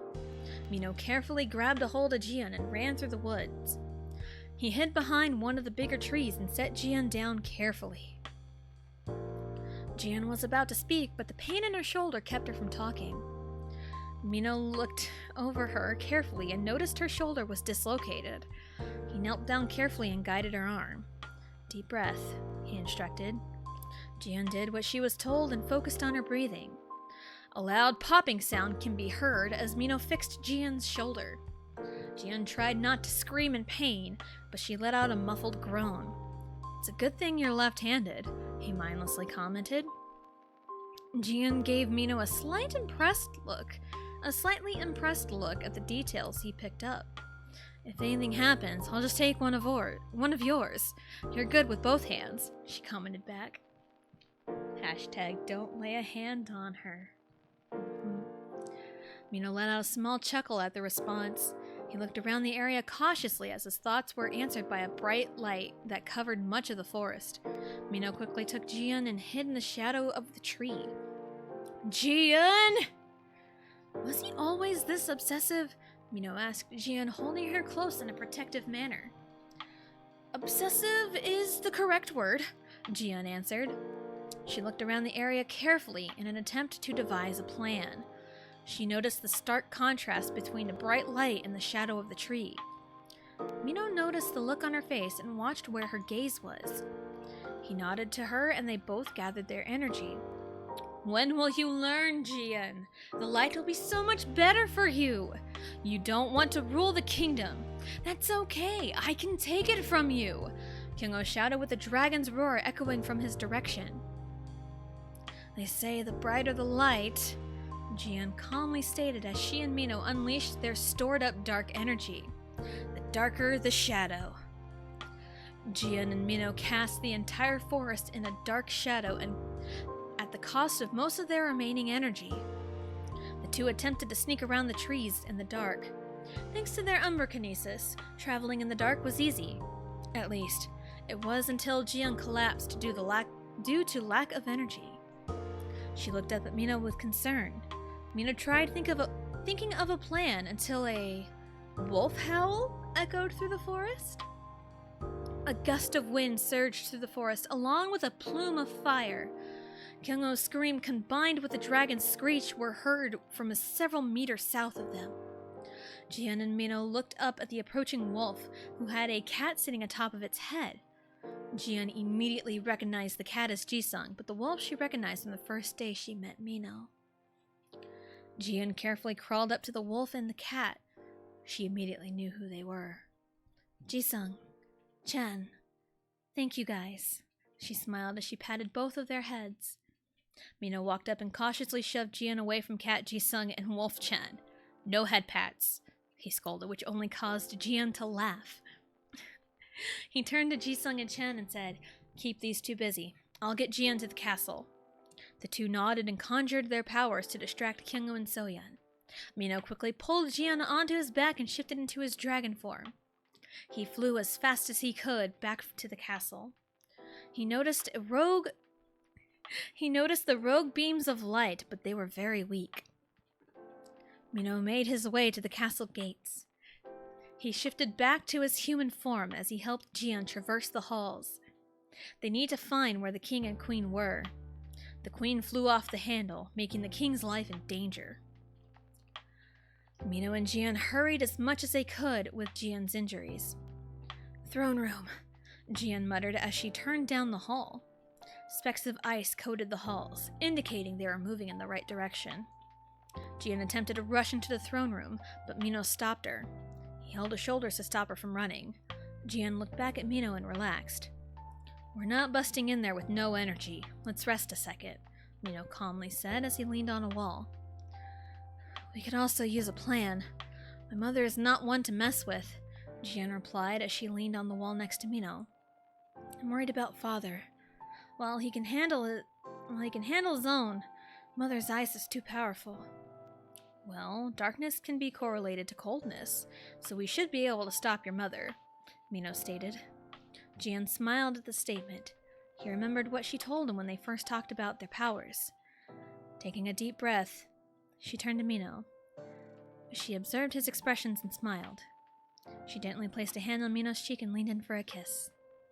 The moment was interrupted by a sudden chill. "Moon Jian, what the hell do you think you're doing?" An angry voice called from the direction of the throne room. Mino managed to morph out a dragon wing to shield Jian from the ice. "Where's King Ji-won?" Mino asked, clearly ignoring how much rage was oozing out of the queen. "He's been punished for disobeying my orders. What have you done with Kyungo and Soyeon?" Yuri asked, frost emitting from her body. "They're busy at the moment. Are you upset your plan to get rid of father and I did not work?" Jian spat at her mother. "All you want is control of the land, and Kyungo was going to give it to you, gladly. You and your father care way too much about those low-life commoners. They just want to steal all our power and use it for themselves," Yuri argued. So we need you two out of the picture so we can keep this kingdom running smoothly. The kingdom was never running smoothly, Jian protested. Villages were in ruins because Kyungo demanded his men to destroy them if they didn't meet his personal income threshold. And you let him destroy our kingdom. So Ice Queen isn't as angelic as the public makes her out to be, Mino commented with a smirk. I am your queen. You will address me properly, Yuri shouted as she casted her eyes towards Jian and Mino. Nah, I like Ice Queen better, Mino snarkily replied as he deflected some of the ice with his dragon wings. Jian cracked a smirk at Mino's remark. Your obsession with power will get you killed. Unless you don't value your place on the throne, you'll stop this, she called out. And what about you, Jian? You turned away every opportunity to take my place and the public hates you. You have no right to tell me to stop, Yuri snapped. Jian grew worried. She felt a familiar presence quickly approaching them. She looked behind her and saw Soyeon and Kyungo quickly approaching. The two looked worse for wear, but they were determined to catch up. Jian, you bitch! Soyeon called out as she fired a powerful beam of light. Jian and Mino quickly ducked out of the way, but the light kept going in the straight line and hit Yuri in the chest. Yuri looked shocked and stared at Soyeon, who had an equally shocked expression. What the hell did you just do? Kyungo yelled in shock.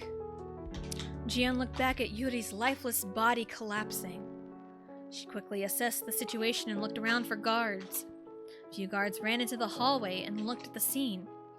Arrest Prince Kyungo and his assistant, Jun Soyeon, Jian told the guards with a commanding tone.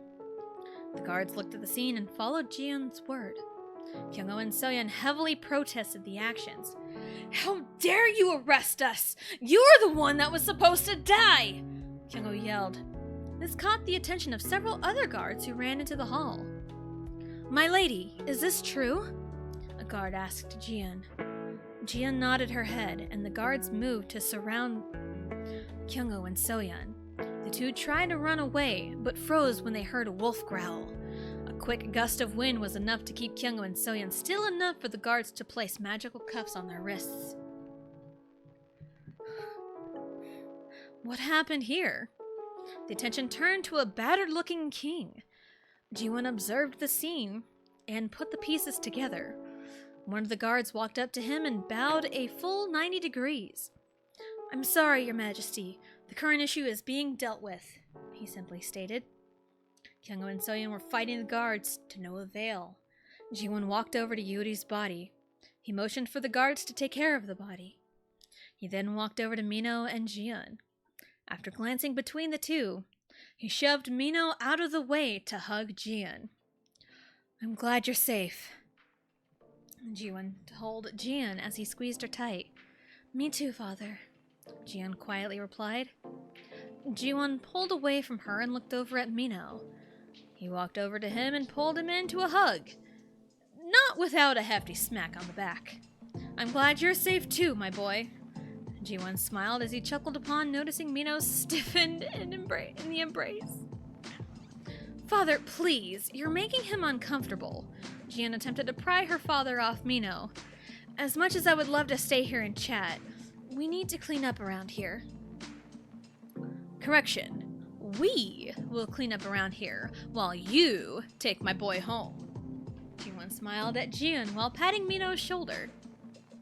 Jian released a sigh as she grabbed Mino's arm. All right, father, we'll leave the cleanup to you.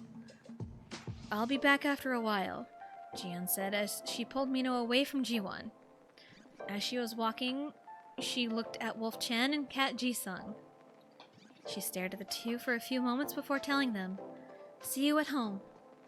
Jian and Mino began walking from the castle back to Mino's house. The walk was silent until they were far enough away from the castle grounds. Mino looked at Jian's hands on his arm. He shifted his arm to grab her hand and laced their fingers together. We're away from the castle now, Mino stated. Jian looked at him with a confused expression. Mino looked at her in the eyes with a seemingly blank expression. Jian, we both saw the same thing, right? We're away from the people. You can let go. Jian let his words sink in as tears welled up in her eyes. The moment her shoulders dropped, Mino pulled her in and hugged her tight. Jian let go and cried. The weight of the stress that had built up over the last month was finally lifted. Mino never said a word, but held her tighter. After a few moments, Jian's sobs quieted down. A princess should be able to let go once in a while, Mino quietly said. He pulled Jian back a little and wiped her tears. But for now, let's forget about being a princess and focus on being mine. Jian chuckled a little at the statement. She looked at him and felt at ease. I would like that, she replied as Mino smirked. Could not get home fast enough.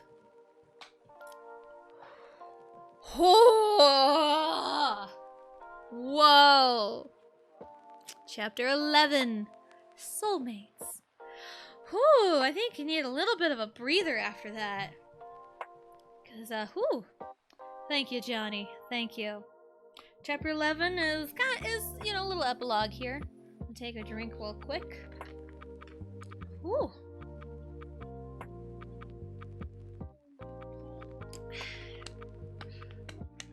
Also, hello, Johnny. Welcome in. Hope you're having a good day. Whew. Thank you for the hydrate, Alicia. Thank you. I do need it. And costume change, boom. We're back to the Yoshi. That's fine. Happy Yoshi! Riley appreciates that.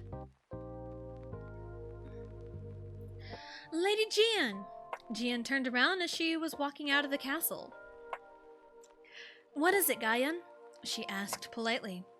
You forgot this. Gaian smiled as she handed Jian an envelope. Thank you, Gaian.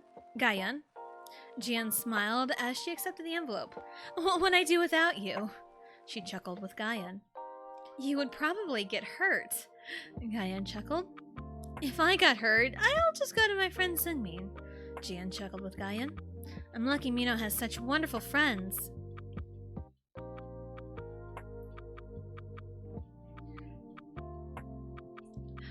Which one is the one you want? And time keeps going too quickly. Is it the Melia you want? Do you want Melia? Is that the one you're after?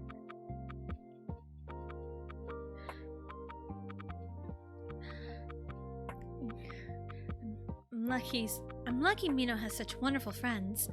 Gaian smiled at Jian. Speaking of, you should go be with Mino, my lady. Today is a special day.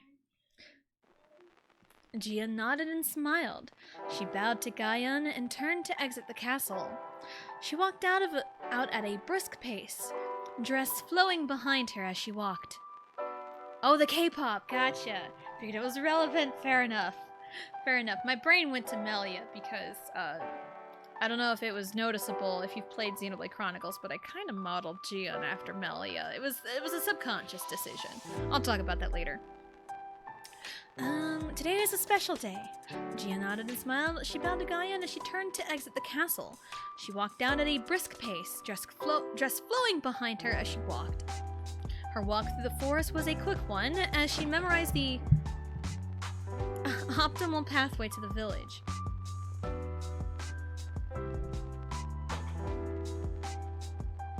After 10 minutes, she arrived at the castle. Oh wait, no. She arrived at the village. Oh my god, I can read.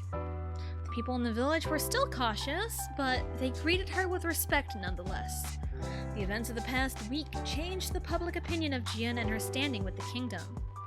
She found her way to a familiar building. The woman at the front looked up and smiled at who it was.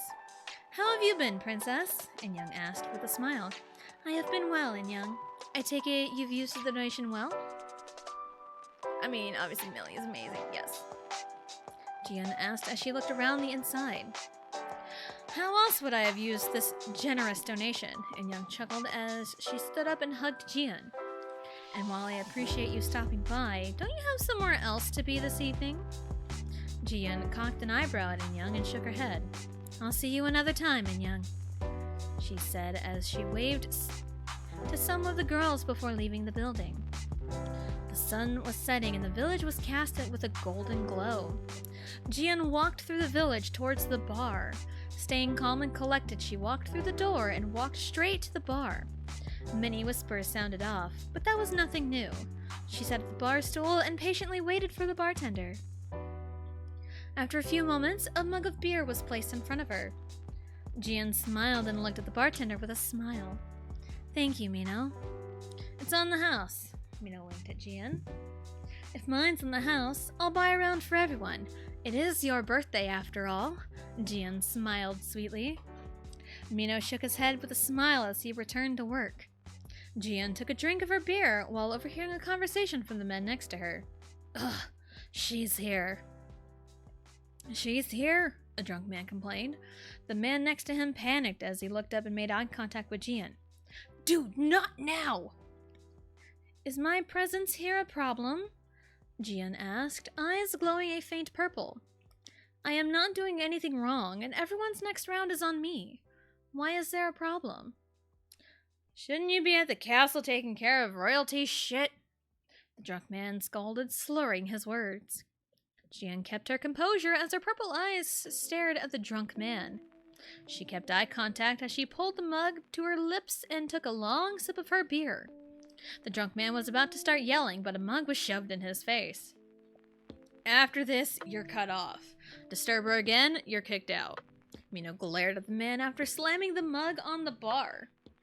The man shut up and drank his beer. Jian fought back a laugh as she looked at Mino. He looked back at Jian with a blank expression and shrugged. After a few moments, the door opened and a woman holding a vase of flowers walked through. Jian looked at the woman and felt something familiar. Mina looked at the woman and smiled. Hara, welcome. Can I get you anything? He asked. Hara smiled and placed the vase down at the bar. I'm just here to deliver these to you. She kept her smile despite the many eyes on her. Hara looked over at Jian and smiled. Jian, this is Hara, your father's soulmate. Mino introduced the two. Hara bowed to Jian. Jian nodded her head in return. I've heard so much about you. It's nice to finally meet you, Jian spoke softly. Likewise. Please stop by the flower shop every now and then. I would love to chat more. Hara smiled at Jian, then turned to Mino. Happy birthday, Mino. Mino nodded as Hara turned around and left the bar. He looked over the beautiful purple flower arrangement. Jian smiled, looking at the flowers. It matches your hair, she chuckled. Mino reached over and touched Jian's hair. After a moment of inspecting the purple ends of her hair, he smirked. Yeah, mine's better, he slyly said and received a glare in response. Mino laughed out loud as he finished up with his work. He had taken an early shift so he can have the night free for his birthday. The clock struck 9 p.m. and Mino was ready to leave. He held out a hand for Jian to take and left the bar. They arrived back at Mino's house after a while. After walking in the house, they noticed something in the kitchen. There was a container of sweets sitting on the kitchen table. Mino inspected the box and noticed the note. Oh, these are from Felix, he commented as he opened the container. How has he been these days? Jian asked as she looked over the cookies. Mino held one up to her, expecting her to take a bite. He's doing well. Shop's still up, so we can go there in the morning, he answered as he wiggled the cookie. Jian cautiously took a bite out of the cookie. She hummed in delight.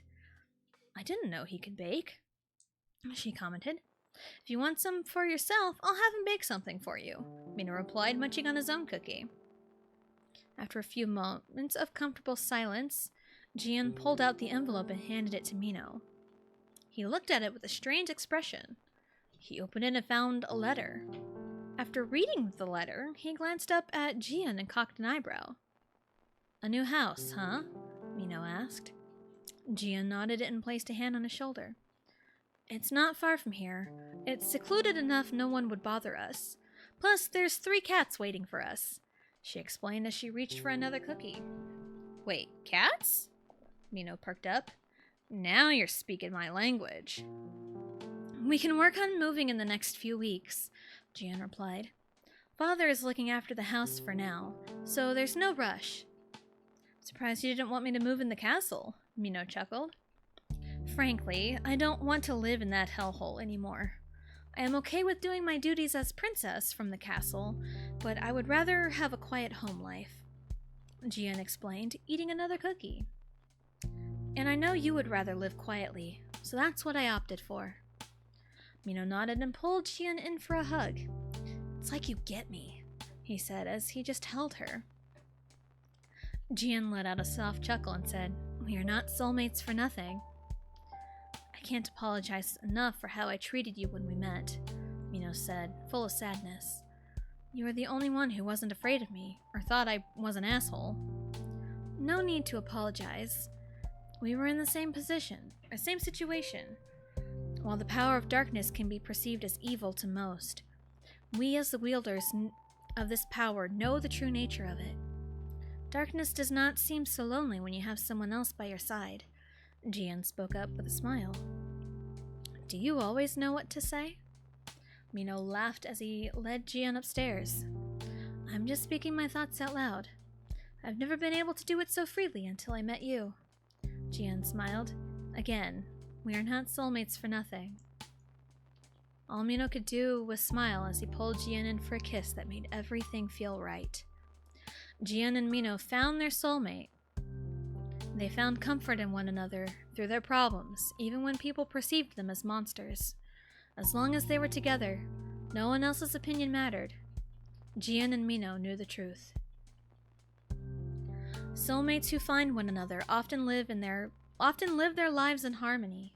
The soulmate link's powers increase along with the bond of the two. Nobody knows the origin of soulmates, but studies show potential evidence tracing back to hundreds of years ago when the first king of Sanari and his second wife wielded powers of unimaginable darkness. Their bond had a positive impact on the kingdom, but their tale was long forgotten. Soulmate links are not always what they seem on the surface. Darkness does not always mean evil, and there is not always evil in the darkness. And that's it. The end. That's the end of The Dragon Tamer. Yay. Yeah, that one was definitely more serious, but there's some light moments in there. But yeah. I got inspiration for The Dragon Tamer while watching my husband play through Final Fantasy 16. So if there were like some vibes you picked up from that, then that would kind of explain it. And Gian, the main character, she was kind of a mix of Jill in Final Fantasy 16 and Melia from Xenoblade Chronicles. But I was also playing Xenoblade Chronicles while I was writing this, so there were definitely essence of Melia as I was writing it. But I love it. Thank you so much. Thank you. Oh, that's a weight off my shoulders. I have not started the next one, but I think I know what I want to do next for fanfiction. But also, I did say I wanted to do an art stream because this is the 4th fanfiction we have read, I think, this year. Because for the one vibes, more like the whole plot. Okay, fair enough. Fair enough. I mean, it was a subconscious effort, you know? I mean, it worked well for the story, so there we go. Because for the 150 follower goal, we came up with, you know, fanfiction tropes and stuff, and we wrote a very short fanfiction called Dungeons and Romance. It was like 5 chapters, I think. It was very short. And the main character, or like the OC, is Haejung. Then for 200 followers, we did the Wrestling AU fanfiction, which our OC was Christina, or Chris, or Cat Carnage, as the reference would imply. And then for 250, we read the Mafia AU story, which the main character was Tejo. And then today, for 300 followers, we read The Dragon Tamer, which the main character, our OC, is Jihyun. So what I'm thinking for a potential art stream, probably soon. I don't know a date yet, but once I figure it out, I will post it in the Discord and on Twitter. We'll be doing an art stream, and I want to bring these OCs to life and to show people what I imagine these characters to be. So, and we can talk more about, you know, these characters and art and show my art process, because I mean, I started with art streams over a year ago, and it would be kind of fun to go back to that. And I think it'd be fun with going back to art streams with the fanfiction protagonists. What number is the next follower goal for? I would imagine 350. No, we didn't get the K-pop yet. We've got paper. 350. Increments of 50 seem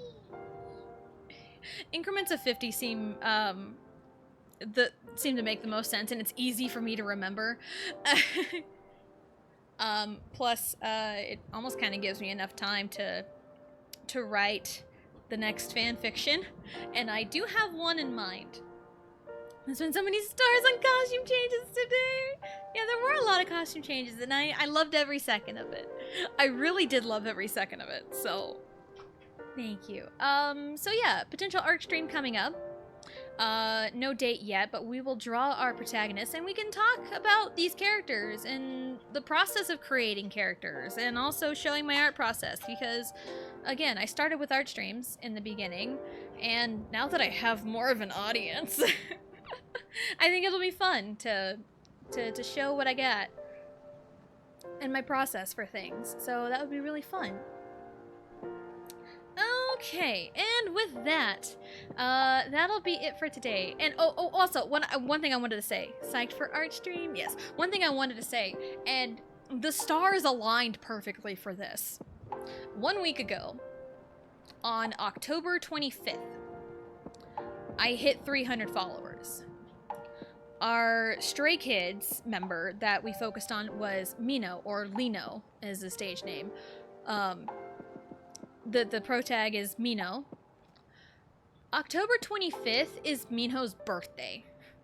And we hit 300 followers on his birthday, and I knew he was the main pro tag for this fanfiction. So, like, the stars and planets aligned for this moment here.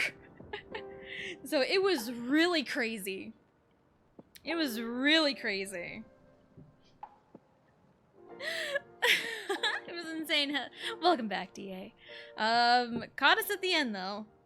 But yeah, it was the stars and planets just aligned really well. So yeah. And let's not forget the bathroom during that one scene. Because man, my typos, they still exist. I don't catch everything. Because I write it, and then I read through it, edit it, get the word count, and then I post it, and then I forget about it. But yeah. Is it gonna work? Is it gonna work? Is it not gonna work? Is Aju Nice not gonna work? I can fix this. Give me a second, I'll do it for you. Where? That's that one. Because I saw it pop up and it did not go off. Let's do this. At least have it go off. Yeah, I don't know why it didn't go off. Aju, nice. Whoa, nice. Aju, nope. I got it for you, though. I got it for you, so you're not wasting it. So I don't know what's up with it. But anyway. Yes.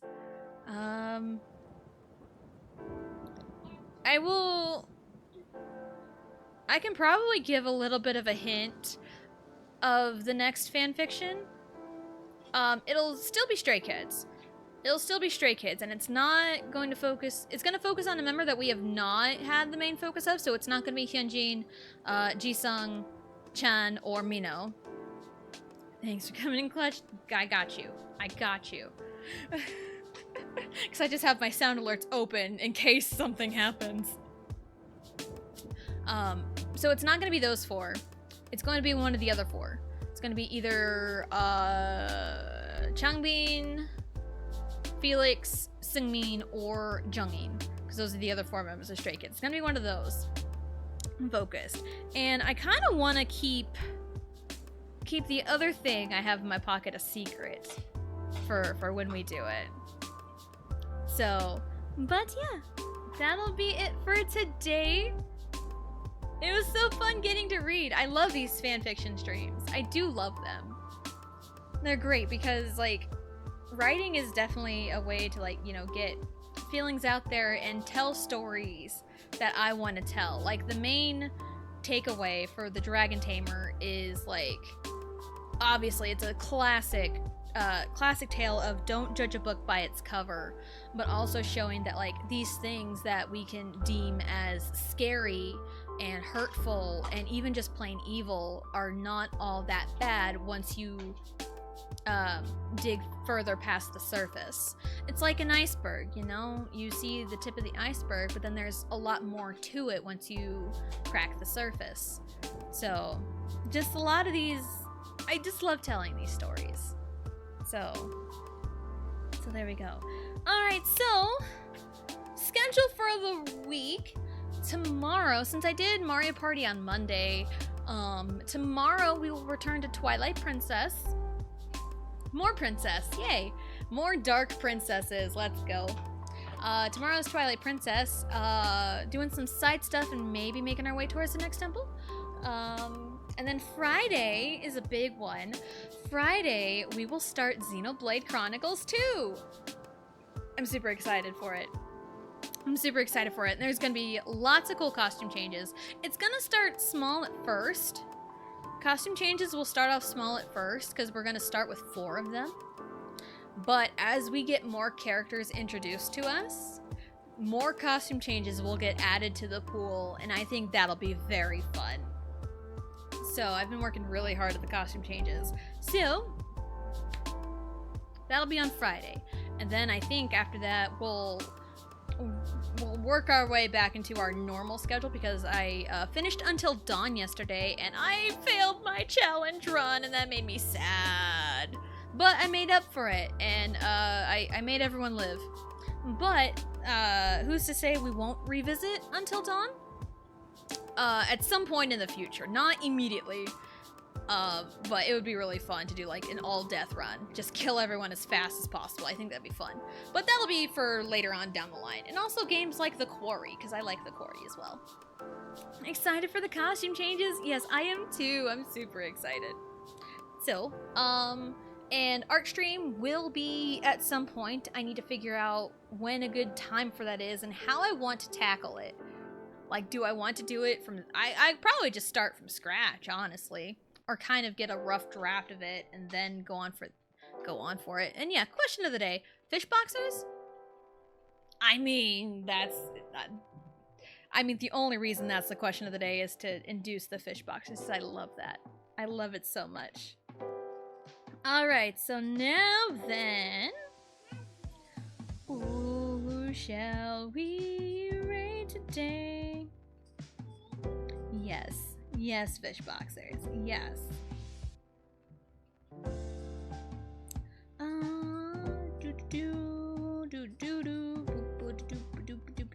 It's always hard finding someone to raid. I see like a couple of people that like literally like just went live a few minutes ago. So that'll be fun. I might stall it out for a second. But yeah. I'm super excited. I've just been on a Stray Kids kick recently and I've got a couple of ideas for fanfiction in the future. I think I'm gravitating towards one because I am feeling inspired. And I think even this morning I had an inspiration for the character and what direction I want to go with the story. So, there is that. So let us... I don't know who to raid. That's a problem. That's always a problem. So perplexed. Hold on, Riley. Don't look at my phone. Don't sell me out.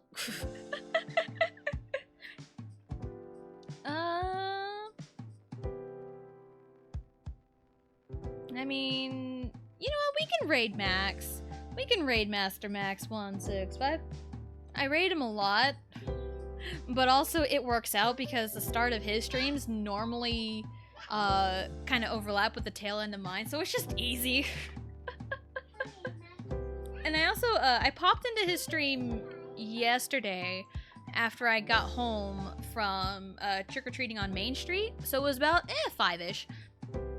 I popped into his chat, and like sometimes he likes to just like give shout-outs, you know, to creators that he enjoys, and I just happened to pop in during that time, and he's like, yeah, let's give Tessa a shout-out.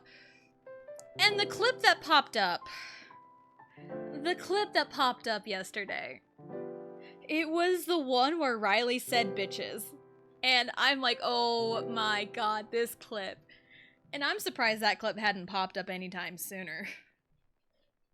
So, but yes, we're gonna go raid Master Max 165. Max is awesome. Probably gonna be opposite. Looks like he's Doom. That's what's listed as the game. So, yes. So anyway, thank you all for coming out and hanging out. Schedule reminder, tomorrow is Twilight Princess. We resume normal noon start times. Because we started an hour earlier yesterday and we really didn't need to, but that was more of a precaution. We didn't know how long the game was gonna go. And today worked out perfectly because I knew this was gonna take like 4 hours. Because the last one took 4 hours. So, yeah, normal noon start times, 12 p.m. Central Time. Tomorrow's Twilight Princess, Friday is Xenoblade Chronicles 2. I'm hyped for it, let's go. And we resume Monday, Wednesday, Twilight Princess, Tuesday, Thursday, Mario Party 3, and Fridays will be Xenoblade days, and I will post, I'll post when the art stream will happen. So, thank you everyone for coming out and hanging out, and I'm really glad we enjoyed the fanfiction. I'm glad we enjoyed it. It was a favorite of mine. Granted, I say that about a lot of fanfiction that I've written. So, anyway, I need to quit stalling. And, thank you all for coming out and hanging out. And we'll see you next time.